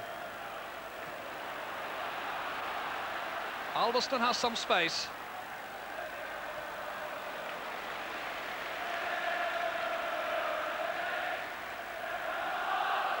And David Fairclough prepares to come on. He came on as a sub in the Milk Cup final. Well, it was then the League Cup final of 1978 when Liverpool were beaten by Nottingham Forest. Souness. Rush that time was holding on Stapleton. And the free will be to Manchester United. And Liverpool are ready to make a change. Craig Johnston will be the one to go, and David Fairclough, when we get a break in play, will be the one to come on. Stapleton knocking it wide nicely to Albiston. Murin following up. Running into a very sturdy challenge from Sammy Lee. What amazing enthusiasm and energy that Lee possesses.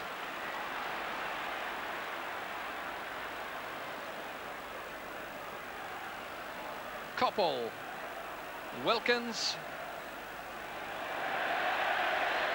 Once again, Ray Wilkins rather, gives away the throw as Craig Johnston, who was limping early on, makes his way off. And David Fairclough, the man that Liverpool almost sold to Brighton early in the week, comes in with 7 minutes remaining.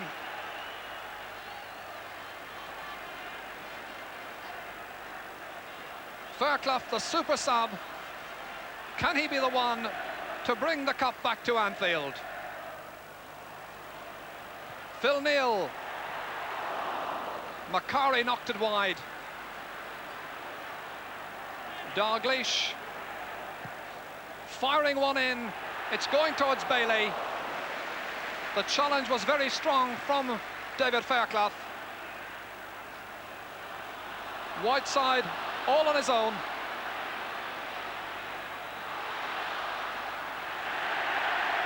And Alan Kennedy was the one who rescued Liverpool, but he was fouled by Whiteside. Referee's whistle has gone, and the referee is going to speak to Norman Whiteside, and in fact Whiteside becomes the first player to be booked in the Milk Cup final. Well, he certainly seemed to take his name.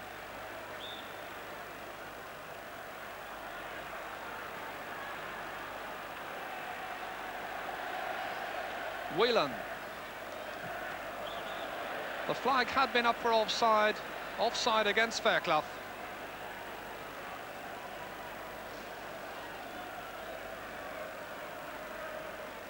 So the question now must be, as Ron Atkinson fires out instructions.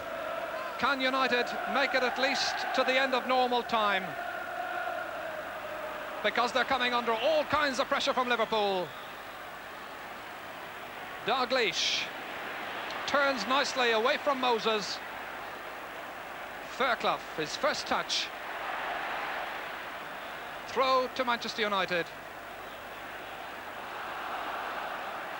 5 minutes of normal time remaining.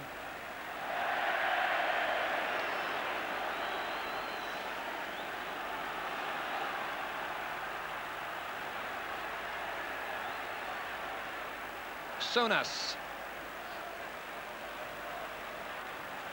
Lee.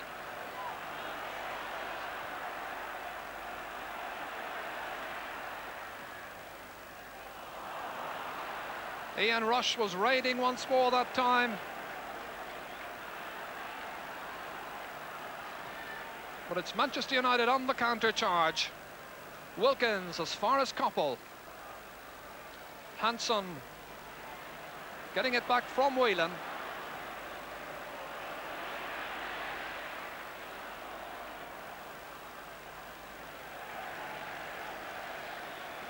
Gordon McQueen has moved forward, and Duxbury and Frank Stapleton are the ones who are back manning the centre-back positions. An indication of just how desperate it's become for Manchester United. McQueen can only hobble around as a makeshift centre-forward.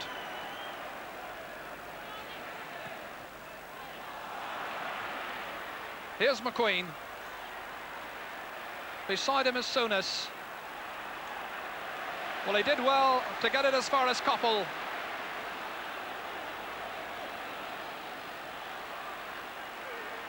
Koppel.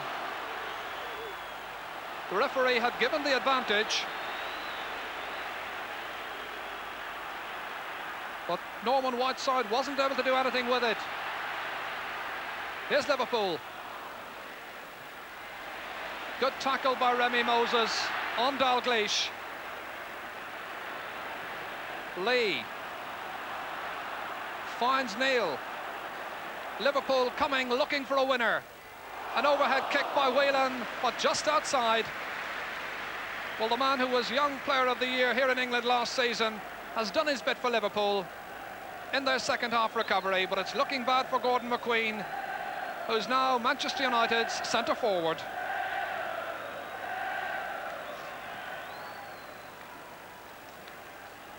Good jump by Whelan, down as far as Macari. Koppel.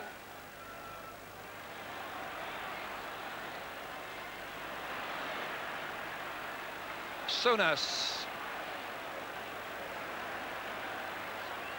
Hanson. With 2 minutes remaining.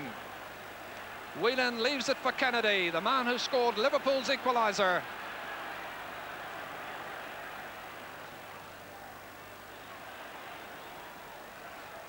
Hanson for Whelan. Back to Hanson.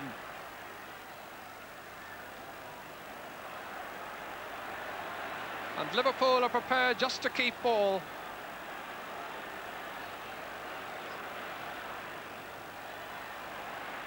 McQueen breaks up that arrangement, and it comes to Whiteside. Wilkins darts over it, leaving it for Murin. McQueen, but he hasn't really got the legs at this stage. He thought it should have been his throw. The referee has given the throw instead to Liverpool.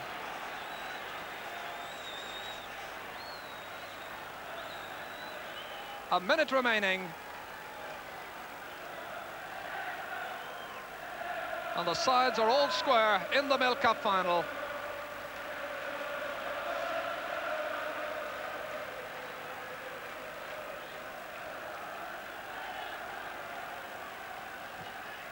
Lee.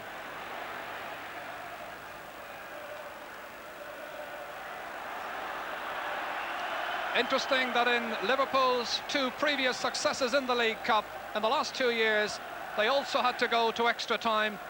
And in the game the year before last, of course, it went to a replay. That was against West Ham. Rush. Back to Dalglish with 15 seconds remaining. Fairclough, and it's Stapleton who gives away the corner. The pressure is on Manchester United.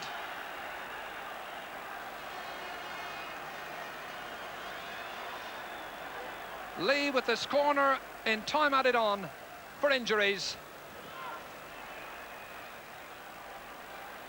And there'll be a couple of minutes. Neil. Wilkins for Manchester United. Koppel, who's played well. Murin. Here's Wilkins, but unable to control it. Kennedy, one forward for David Fairclough. The two number 12s. Macari does well. And what an interesting defence Manchester United have right now, with Lou Macari at right back and Frank Stapleton at centre back. Albiston.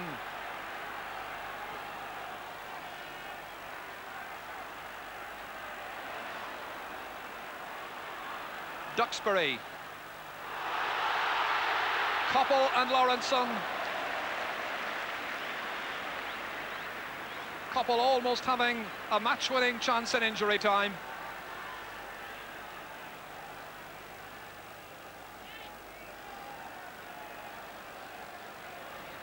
Kennedy. Fairclough.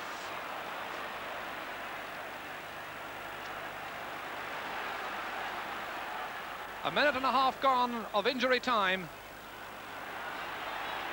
Koppel giving it to Murin.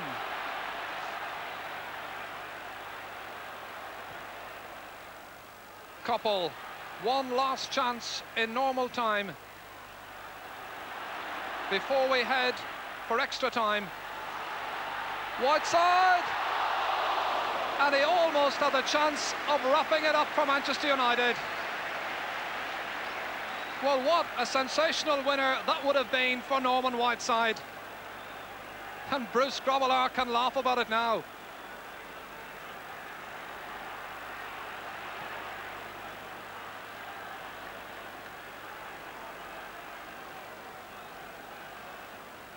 Souness.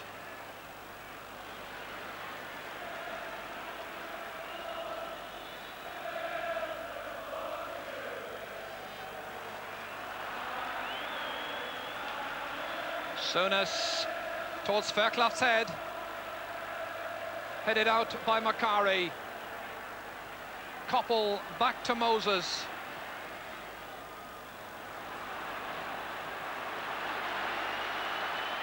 Macari.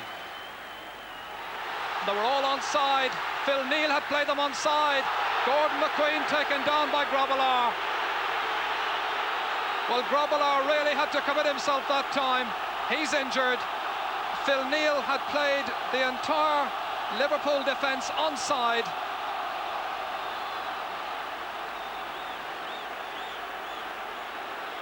And the Liverpool coach there, Ronnie Moran, having a word with Grobbelaar, but I don't think he was too happy with Gordon McQueen's part in the incident.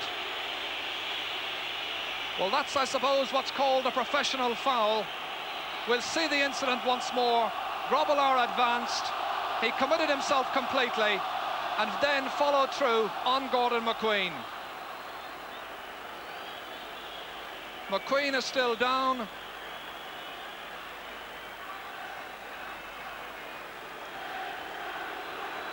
The referee, I think, is going to have a word with Bruce Grobbelaar.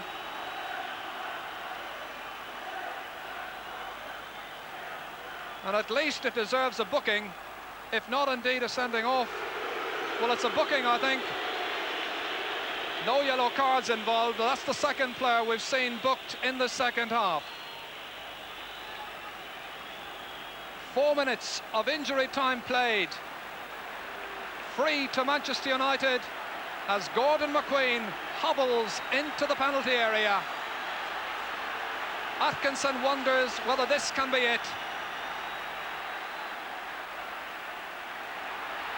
Wilkins wants Dalglish back 10 yards. Here's the free. Stapleton Didn't manage to get to it. Hansen takes it away.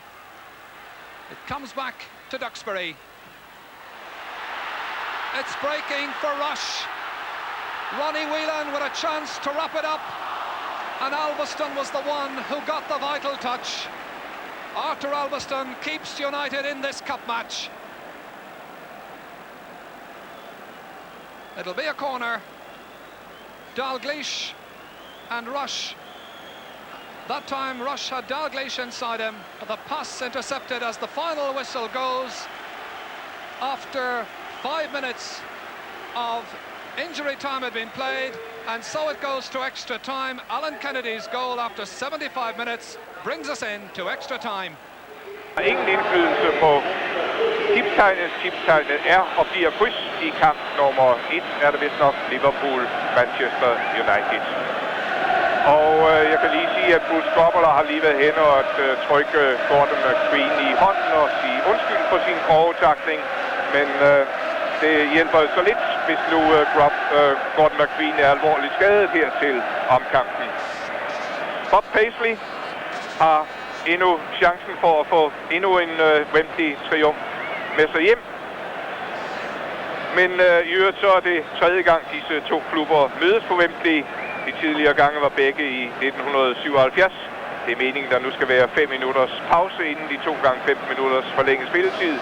Spillerne skal have lov til at komme lidt til hægterne efter disse hårde 90 minutters spil. Der er ingen tvivl om, det er taget på konditionen, og man kan jo også mærke det på spillerne her mod kampens slutning. Der er ikke den samme fart over den mere, og det forstår man udmærket godt. Noget spillet fight fra Manchester Uniteds side. Masser af spil, pres fra Liverpools side, men uden at kunne lukke Manchester United forsvaret op. Men som sagt, det er tredje gang, de her to klubber mødes på Wembley. Vi har nævnt i 77, da Manchester United vandt FA-pokalfinalen med 2-1. Og så mødtes de selvfølgelig senere, samme år, 3 måneder senere, der mødtes de i den såkaldte Charity Shield mellem mesterhold og pokalvinder, og der spillede de uafgjort, nemlig 0-0.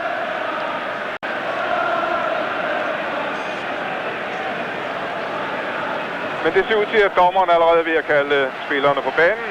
Her er Ron Atkinson, manager, sammen med sin anfører Ray Wilkins, og her Bob Paisley. Hvad betaler tilskuerne de 100.000 tilskuere for at være her i dag? So for the 7th time in the 23-year history of the League Cup, now the Milk Cup, the final goes into extra time. Gordon McQueen, one of United's walking wounded, against the Liverpool machine. And it's 15 minutes each way in the sunshine of Wembley, with the Liverpool supporters in very fine voice behind the goal away to our right. It'll be Liverpool to kick off. Referee George Courtney checks with Gordon McQueen.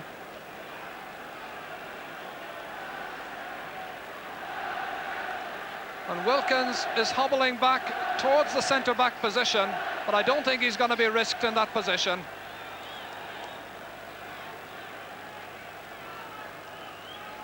Yes, McQueen is coming forward.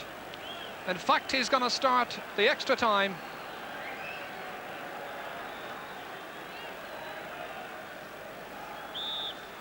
So United play in extra time from left to right in the first period. Stapleton, the makeshift centre-back.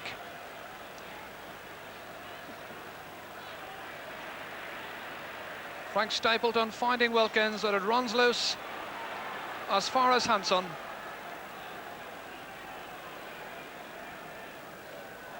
Lawrenson.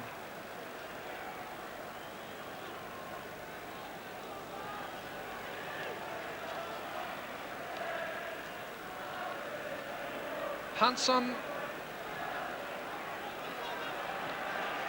finding Kennedy. Dalglish inside, looking for David Fairclough's head, but just about 2 inches over the top and out for a goal kick.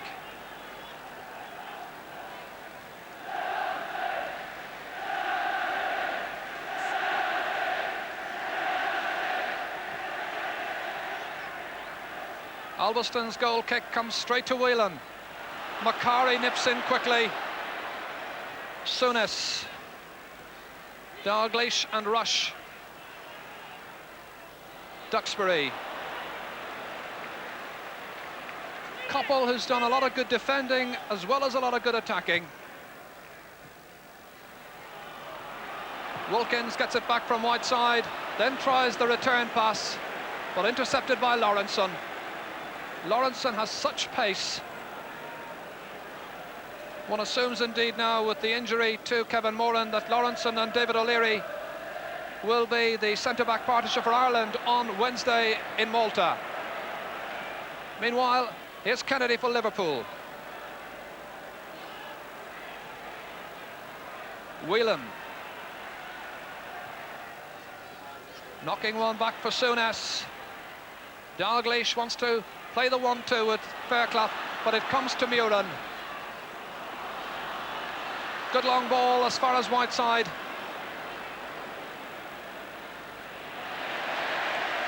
Lawrenson looking so assured. Dalglish.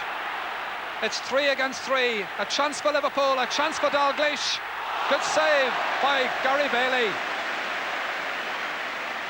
Dalglish with a chance of putting Liverpool in front, but Bailey got the body right behind it.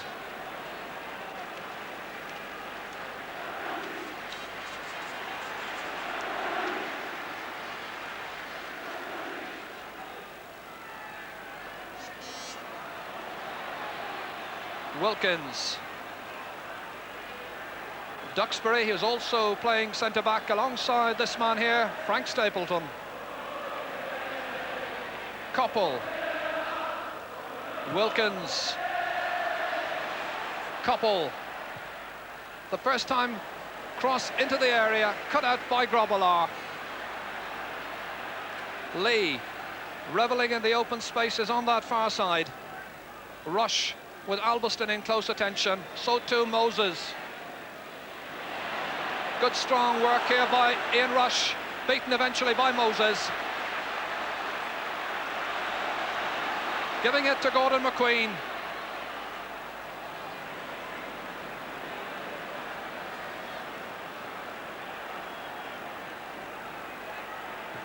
Souness, not a good ball.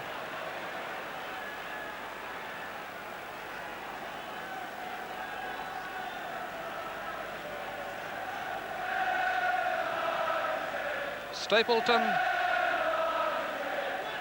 picking it up here from Bailey. Interesting to see Frank Stapleton playing as a defender. But what a great pity it is that Stapleton's ability can't be used up front for United as Liverpool come raiding. Dalglish. Duxbury is beside him. Finding Moses. Wide outside him, he's got Muran. Arnold Muran hasn't really contributed an awful lot to this game for Manchester United. He has an awful lot more to give, I think. Here's Moses. We're watching Muran. Kennedy, cushion heading it down for Whelan. The first time by Dalglish to Rush, but offside. The flag up very quickly. The referee acknowledges it. But an indication of the way Kenny Dalglish likes to play the game, with lightning pace. Faces on the bench, issuing instructions, but those feet are very weary and very tired out there at the moment. Wembley is looking a bit heavy, and it's certainly taking the most of these players. Good challenge there by Hanson. Wembley, of course, always saps up energy.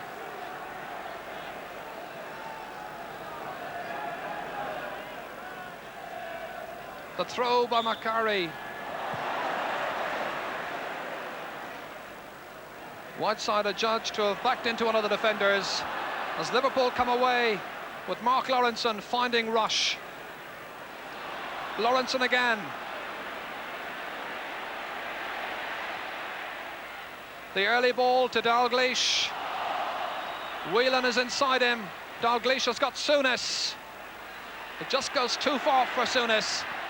Lawrenson, and Stapleton is the one who takes it off Whelan's head. Frank Stapleton using his aerial advantage in the Manchester United penalty area, but a good cross from Stapleton, from Lawrenson. Kennedy. Back to Souness.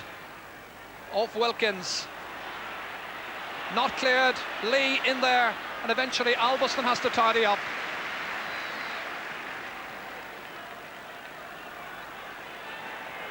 Seven minutes of the first period of extra time gone, and it's still 1-1. The bounce deceives Phil Neal, and it comes to Gordon McQueen. Going off Lawrenson for the throw to United. McQueen just hobbling around. Here he is again, beside him is Souness. Whiteside looking for his second goal, and Lawrenson eventually gets it away. It comes to Lee. Whelan. Hanson. First time ball for Rush. Not killing it quite accurately enough, and Stapleton relieves the danger for United, but only momentarily. Kennedy. Lee. Dalglish. Neal. Dalglish kept moving, two defenders beside him, and he still managed to get in a telling header. Meanwhile, Mark Lawrenson is now hobbling about a bit. It certainly has been the day of the wounded at Wembley. Lee.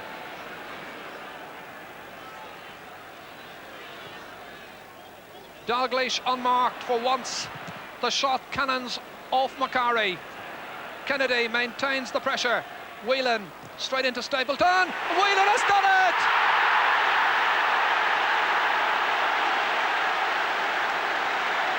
Nearly 9 minutes of extra time gone, and Ronnie Whelan puts Liverpool in front. Relieved faces on the bench. Whelan repeats what he did last season. Just watch how this got a ricochet off Frank Stapleton. It came back to Whelan. He touched it and into the top corner, floating it over Bailey. Whelan, Liverpool's match winner perhaps, as Liverpool go 2-1 in front. So now the pressure really is on Manchester United.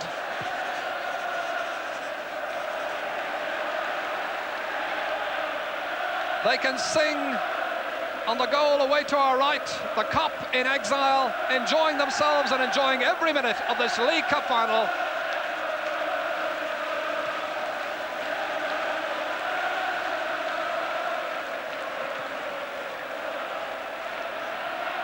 Whelan seems to reserve his best for Wembley.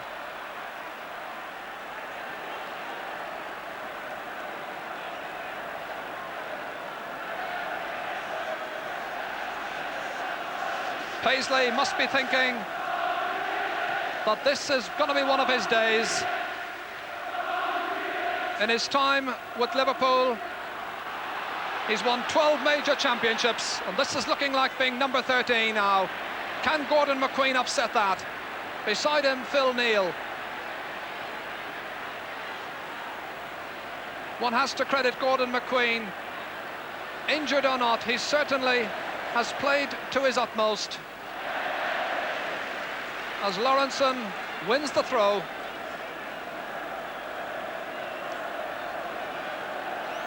Sammy Lee will be the taker.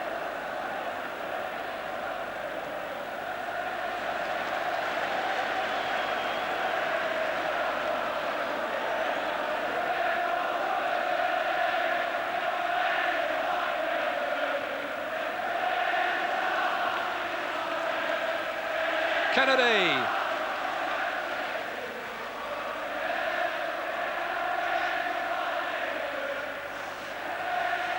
Kennedy looks for his options, and one of those is Hanson.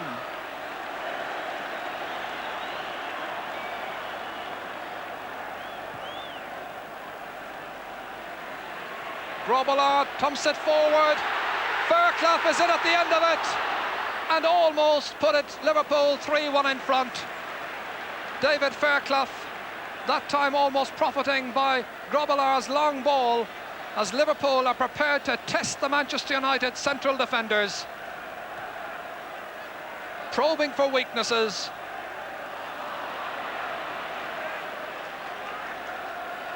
Wilkins.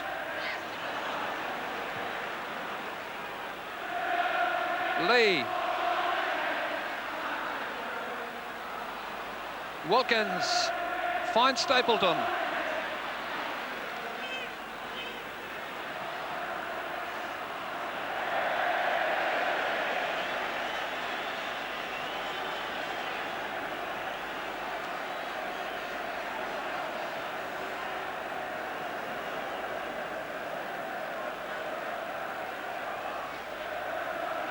Atkinson there, off his feet for just a moment to issue some more instructions to his team.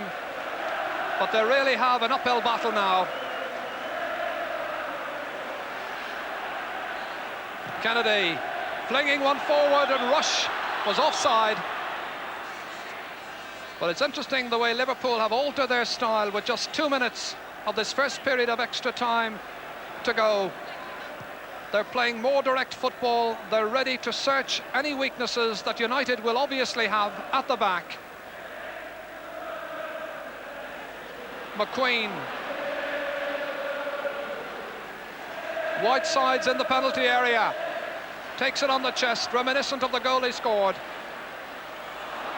Koppel looking for support, getting it from Albiston. It got a touch. It's gone for a corner. A good run by Arthur Albiston. Well, he scored one goal earlier in the year in the League Cup. That was against Bradford. And of course he scored last week against Brighton in the league.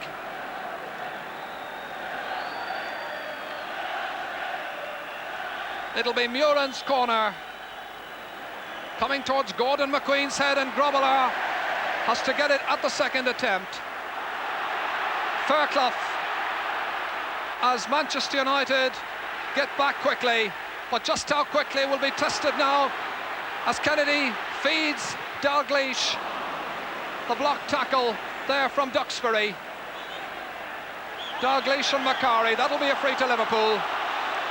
Macari says that it was simply an accident, that Dalglish ran into him.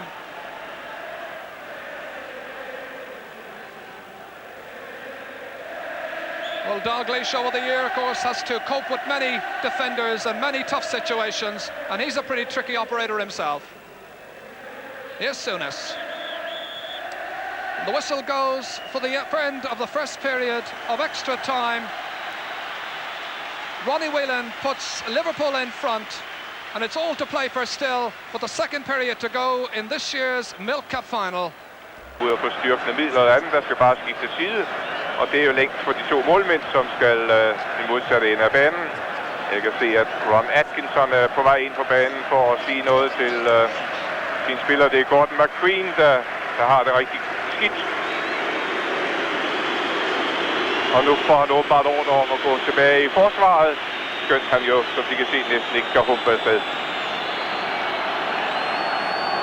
Lidt risikabelt, men på den anden side han er jo heller ikke nogen farlig mand fremme. Og det gælder om nu, det er jo altså for Manchester United at få et mål, og så må man have hurtige, levende angriber fremme. Men en langsom centerforsvar kan jo også godt være farligt.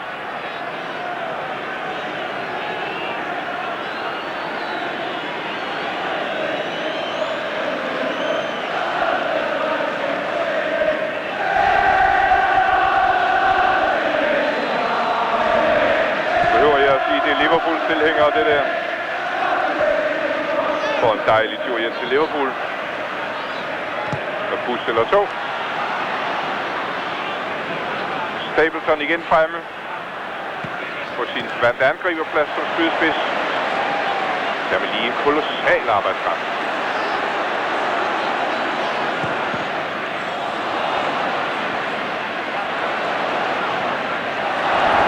Lidt kræfter er der tilbage i Gordon McQueen endnu.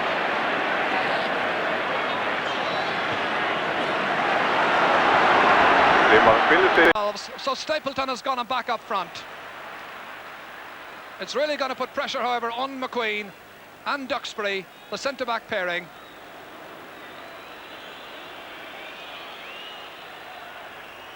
Hansen with all the time in the world.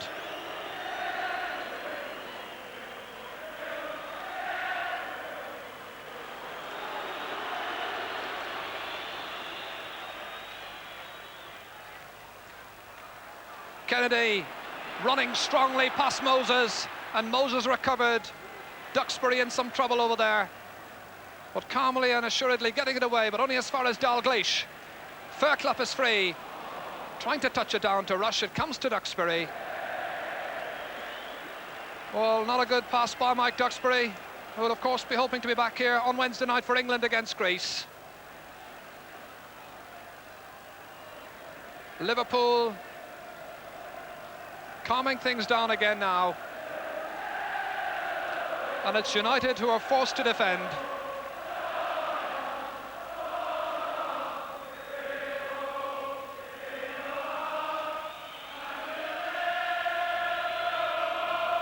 Well, the problems now for Manchester United, as you see, Macari is having to mark Rush. Dalglish. Dalglish just seemed to kick that one out. The crowd didn't like it one little bit. Certainly time will have elapsed, but the referee is having a word with him and telling him, well, that's not quite the way to play a cup final.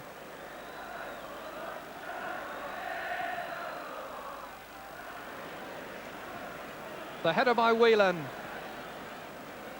Moses. Kennedy. Souness as far as Phil Neal. Phil Neal with the ice-cool temperament. What a fine distributor he is.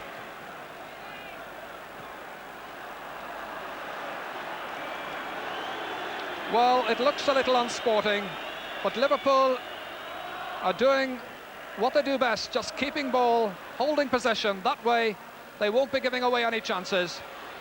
But here's Koppel. One forward for Whiteside. Lawrenson, did it go over the dead ball line? Yes, says the linesman.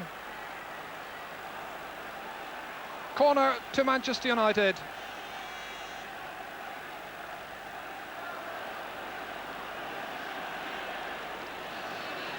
McQueen makes his way into the penalty area.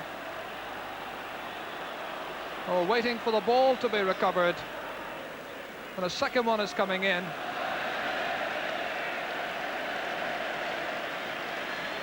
With 4 minutes gone in the second period of extra time. Murin comes out to Koppel again. Beside him, Dalglish. Booted away first time by Souness, but straight to Albiston. Wilkins. Stapleton is onside. Whiteside is at the end of this one. So too is Wilkins. They seem to touch it with the arm. It comes out to Murin. Goal kick to Liverpool. Well, Manchester United aren't finished yet. And that's McQueen who made his way up for that one.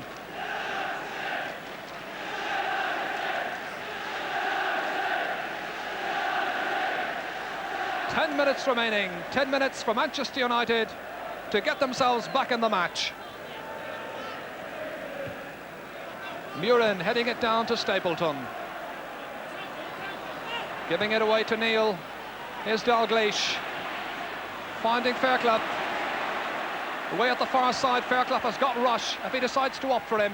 Trying the shot himself, but firing it straight at Bailey.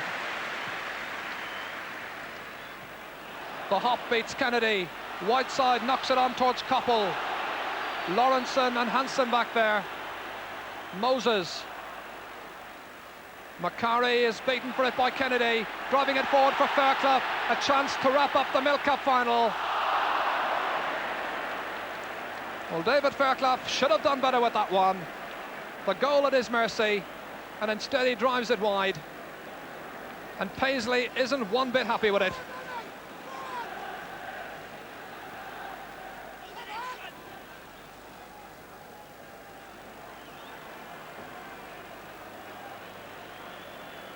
Hansen. Giving it to Lawrenson.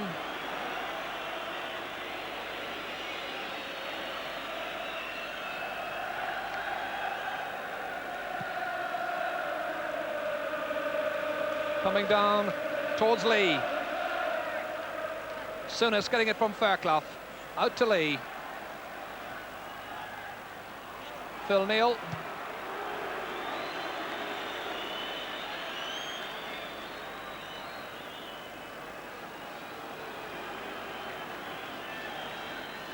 What a pity Liverpool have gone back in this defensive pattern.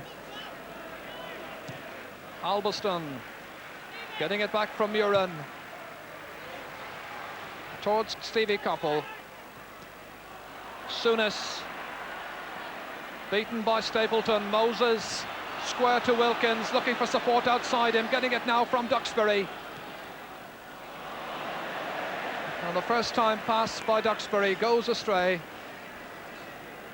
And indeed, as we watch Duxbury go back into his position, Arthur Albiston is having a bit of trouble back in defence also, possibly from cramp.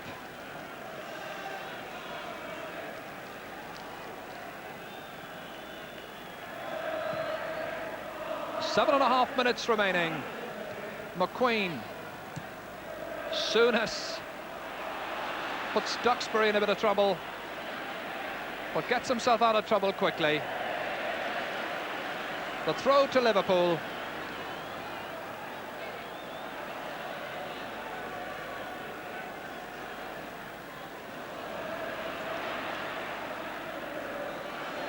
Wilkins. McQueen. And Murin is forced to belt it away for a corner. Murin realising that Gordon McQueen couldn't really turn on that one properly, was lacking the control, suffering from the injury. And so it's a corner to Liverpool. Stapleton goes back into a defensive position.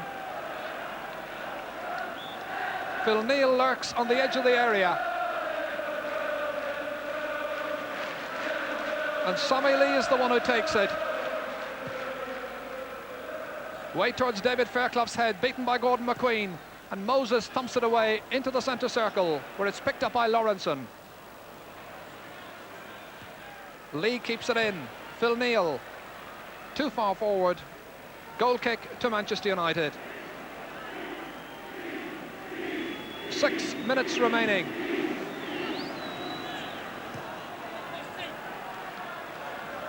And as Manchester United attack in the form of Albiston towards Whiteside, Whiteside suffering from cramp.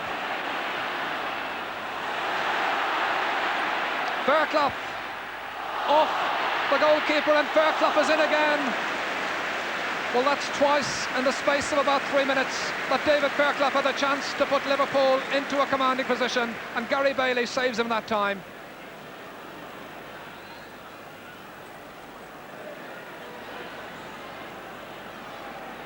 Whelan. Souness. And Souness just played that one outside, gives away the throw. Well, what a good save that was from Gary Bailey. He's played well here with just 5 minutes remaining. Coppell. Lawrenson takes him down. It'll be a free to Manchester United. The referee has a very quick word with Lawrenson. No question of a booking. So they're all up for this one. Murin will be the taker. Duxbury is the only defender. Towards Gordon McQueen. It was always angling over the top from the time it left McQueen's head. But he really has had a fine game here at Wembley in the Milk Cup final, though suffering from that injury.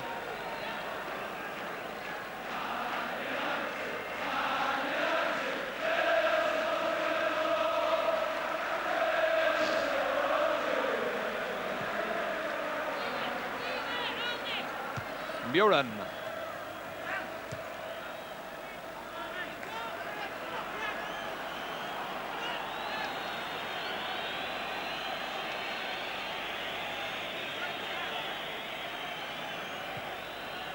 Muren towards Koppel. Lawrenson was the defender. Well, play really in extra time has got particularly scrappy. But I think a lot of it is down to tiredness with 4 minutes remaining. Stapleton.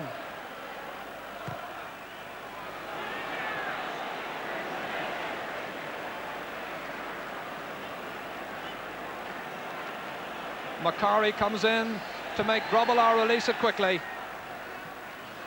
Rush. Too far forward for Fairclough. Wilkins gets Moses. An offside flag up against Stapleton.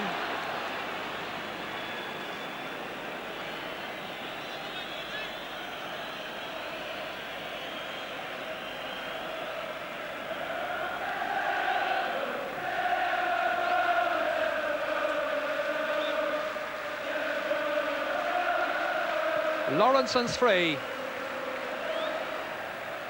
Knocked away by Duxbury. Moses picking it up. Whelan beside him. But it's gone for a throw to Liverpool.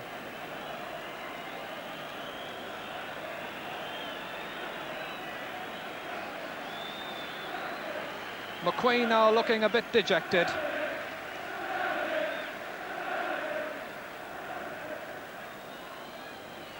Kennedy. Whelan.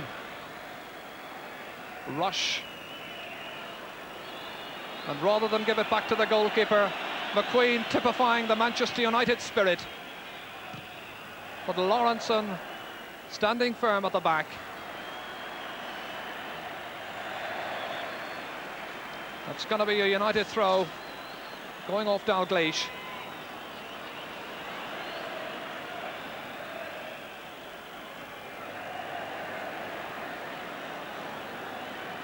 Two minutes to go.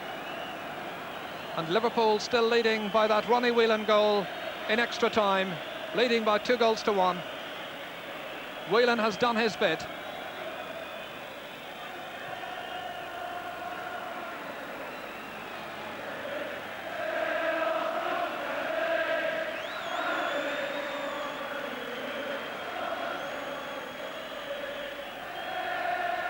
Bailey. Bowling it away as far as Moses. As we're into the last minute of play. Duxbury.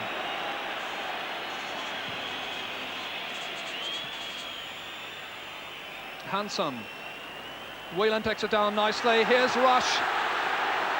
Can he wrap it up for Liverpool? Whelan is making a run, but Duxbury does the covering. Well, he had a chance that time of either scoring on his own or touching it back for Whelan. But Mike Duxbury here, who played last season in midfield, this year has taken over from John Gidman. Very fine defender, and great things I know are expected of him in the future.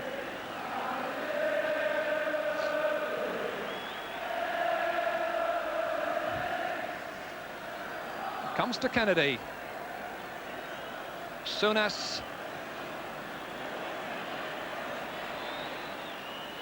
Whelan makes the run into the penalty area. Kennedy. Kennedy looking for his second goal of the match.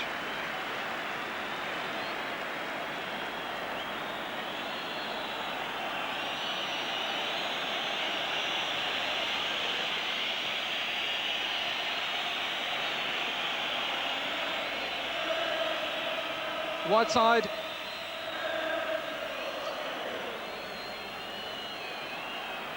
As we're into injury time in extra time. Referee looking at his watch. And there can't be very much time left as Dalglish takes that throw to Kennedy.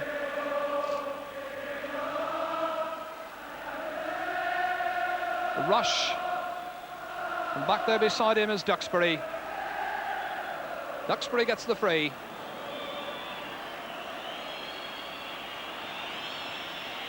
The crowd, the Liverpool fans, tense and expectant, waiting for that final whistle. Whelan. Neil. Fairclough was onside. A chance now to make amends for those two earlier slips. And there's a third glaring chance, which Bob Paisley is prepared to soothe and say, forget all about it, the match is almost over. But really, David Fairclough should have made it 3-1. There's the final whistle. Jubilation for Liverpool as Ron Atkinson commiserates Ronnie Whelan is their match winner for the second year running. Alan Kennedy has scored a goal at Wembley in this competition for the second final in 3 years. A brave and valiant effort by Manchester United, whose forces were depleted by injuries to Moran and McQueen. They reorganised, they never gave up the fight, but Liverpool, despite not playing at times to their own high standards, were always fitter and always stronger in extra time. On Milk Cup final day, the losers go up first to receive their medals, and there'll be a tremendous ovation for Manchester United, led by Ray Wilkins. And there'll be a few people wondering what might have happened, with no disrespect to Ray, had Brian Robson been fit to play, and had Gordon McQueen and Kevin Moran stayed the distance. And so Liverpool's acquisition of prizes goes on. And what a good idea to let Bob Paisley, in his last season as manager, on his last visit to Wembley in that capacity, what a nice touch that he should lead the team up. I'm sure the players, among others, insisted upon that. This man has won 19 major prizes, and he finishes up, quite rightly and properly, as a winner. And all Bob will say, I'm sure, is thanks to his players, and the championship is still to come. One of the most emotional moments, surely, in recent Wembley history. Bob Paisley, universally liked throughout the game, takes the cup ahead of his captain, Graham Souness. A marvellous moment, that, and one fully deserving of a club that have always believed in doing the right thing at the right time. Well, he's made a little bit of history there, Bob Paisley. I'm sure the manager has never gone up before ahead of the captain to receive a trophy, but it couldn't happen to a more respected figure in football. And Graham Souness, I'm sure of it, all the other players, as the captain, keen to see Bob Paisley enjoy this moment. Liverpool, winners of this competition, 3 years running. That in itself is a record for a club who go on acquiring one prize after another. Well tested today by Manchester United, but again Liverpool's ability to stay the course is the key factor on the big occasion. One remembers the significance when Bill Shankly, the late Bill Shankly, walked off Wembley for the last time as a manager. And today Bob Paisley, who succeeded him against Bob's better wishes at the time in 1974, today he makes that walk in that capacity for what is almost certainly the last time. Unless they can persuade him to carry on, Bob Paisley is walking out of one of the great arenas of football, which he has done so much to lift with his team's performances and behaviour. Oh, what a game, what drama and emotion, especially for Bob Paisley, Liverpool's manager, who's here with us this afternoon. Welcome, Bob. We'll be talking in a moment and listening to the views of those involved in that sensational 2 hours. Well, before that, let me deal briefly with the biggest talking point of the afternoon, the Grobbelaar-McQueen incident, when a number of hearts stopped beating, perhaps including referee George Courtney. Would Grobbelaar go or not? The victim, Gordon McQueen, had his own idea about it all. Well, when I was running to it, I seen Bruce coming towards me, and I didn't know whether to just hook it towards the empty net or stick it around one side. And I did. I stuck it around one side, but it was a bit of both. I mean, I sort of threw myself at him, and he threw himself at me, so I wouldn't attach any blame to Bruce Grobbelaar there, and I'm glad the referee never sent him off or done anything like that. Well, that was the most generous view from Gordon McQueen, and some may feel referee George Courtney was equally generous, but he had his wits about him, applied the new law interpretation to the letter, added a dash of opinion, and reached not so much a compromise, but a reasoned conclusion. Hopefully we can get this new camera angle here, which shows quite clearly that Grobbelaar's assault was premeditated. Hence the name take, but the referee's judgment that it was not a clear goal-scoring possibility allowed Grobbelaar to finish the match. Well, I still belong to those who believe that the punishment doesn't fit the crime, but FIFA's seeming determination not to touch a full stop in the laws, however they're abused, will one day be condemned by history. Well, now back to the game itself, and those who wrote their own little bit of history yesterday. First, the goal scorers. Well, someone chipped it in and I chested it, and I was thinking of playing it down the line, the Frank, I think it was, and then I just turned, and it wasn't on my best foot, so I just concentrated on hitting the target, and I was quite pleased about that. The boss before the game had said, you know, test the goalkeeper out, you know, and have a few shots on goal, and first half I had one or two which one hit the goal, which was, you know, a bit unusual, and one went wide. And then the second half just came me perfectly, and I just hit it.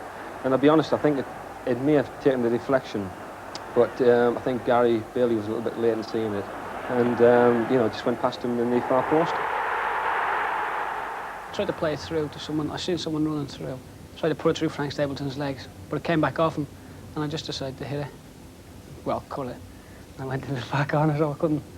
You see, you make it sound very simple, but you just hinted there at what you did. You said you cut it, but you did. I mean, you moved that ball a long way. Yeah, well, I meant it to go where it went, and it was nice that it did go in. It's been a difficult season for you, Ronnie, hasn't it, with injuries, and you must have thought there was a time when you weren't even going to see this. I know, yeah. When I was out of the team, I was out of the team for a good while. I've had 3 or 4 injuries this season. Hopefully now they're all behind me. You've been at United a short time, really, Ron. It's a disappointment in so much that here you are at Wembley for a first trophy, which hasn't come your way. Of course, there is still a chance. The FA Cup looms. Yeah, that's for sure. We want to come back here in May and swamp the place. And do you think that will happen? I wouldn't bet against it, Bob. And I remember talking to you just a few weeks ago when I suggested that Liverpool knew that United were getting very close. Do you feel that as a result of this defeat, in that ironic way, that you have learned and that you will perhaps be even closer? Time will tell that. If we'd have beaten them today, I don't think it would have affected that situation at all. I think there's not too much between the teams. They've got the knowledge at this moment in time of winning games or winning trophies. And a word about Mr. Robert Paisley. Aye, it was, you know, if any, you know, the one thing is, if you're going to get beat by anybody, at least, you know, you get beat by him. I mean, he's the man. I think that one of the things that the whole of Wembley Stadium and probably the nation were fascinated in and appreciated was the gesture of Bob Paisley going up to receive that trophy instead of you. Now, how and why did that come about? No, it was just spontaneous, really. I mean, I suppose it's fitting, really. I mean, that's all I can say. It was just on the spur of the moment. He's never done that. He missed out, you know, as you know, when he was a player. He played in the semi-final, scored a goal, didn't play in the final. So I think it was his one and only time up the stairs. So it's his last year, his last game at Wembley. So I thought it was right. It was you that made that decision? Yeah. Well, you know, I didn't think about it before the game because, you know, you're always thinking, well, we're going to lose, we're going to lose. If we happen to win, and I still remember at the time, we'll go ahead with it. Unfortunately, you know, it worked out that way for us. Did it take much persuading? Not really. I think he was sort of nudging that way anyway. He'll have a go at me for saying that, but I think he was nudging that way anyway. But it doesn't matter who goes up first, does it? Bob, the truth of the matter, are you going to fine him for that? No, I'll not fine him, because really I don't think he could have the strength to carry it. You were the only one left in the party. Yeah. On the field, I think, what came off the field. It's not the first time, actually, that Wembley's taken its toll of fitness. Again, yesterday, you seemed to be the team lasting out and winning as a result of it. Yeah, I thought the conditions was very heavy there, very deceptive, and I think you'll find that most of the United injuries was down nearly to cramp and that. And, yes. The ground was very heavy, and I think that's in need of surgery. I've been going to Wembley now for the last 9 years regular, but I think now the ground's getting ready for that surgery, which the club ground should have. Could you advise on that next year, maybe, Yeah, if you had nothing else to do? What's your way of celebrating? I mean, what have you been doing since yesterday afternoon? I've not been. I went out with a press friend, had a meal last night, and that's all. That quiet dinner, and in the hotel, and never went out. And I like to savour those moments. I like to be sober. I don't like to lose my senses in occasions like that, because same as the European Cup in Rome and that, that was an occasion I had to savour, and I wanted that. I wanted to have all my wits about me. Judging by the number of times you've been in that position, you're not doing the Brewers much good, are you? Bob, what about the worrying moment, really, in that game where they thought they might have won it? Liverpool had a lot of the ball and couldn't get that equaliser. What did you feel then? Did you panic a little bit or say no? Well, no, you accepted this part and parcel of football, because just lately, the last month or 3 weeks, things have just gone that. We've had possession and just not been able to clinch it. If you like, some term, the run of the ball's not being that way, which was running kind for us at the beginning of the season. Everything was going right for us, and now we've got into that period, you know. It's turned again, so even Liverpool need the run of the ball. Could I just show you, actually, your record of wins in major competitions? It beats Arkle and Leicester Piggott. I know two of your favourites put together. They're League 5 championships, European Cup 3, Milk Cup 3, UEFA Cup 1, Super Cup 1, Charity Shield Ball 5.5, 6, and the League Championship will make it 6. If you do retire at the end of the season, would you rather go to Anfield in the morning, or would you rather go somewhere else to enjoy yourself? I'd go to Anfield again. Bob, it won't be the same if ever it is without you, and whether it's retirement or what it is, congratulations on today and the wonderful record. And may I say, really, on behalf of all the teams in the First Division, David, good luck for the Championship too in your last year. Thank you. Thank you much indeed. Well, don't leave yet, because there's still a very high-quality Goal of the Month competition coming up. But first, let's catch up on yesterday's Scottish action and the 6 goals from Dundee United versus Hibernian. Commentator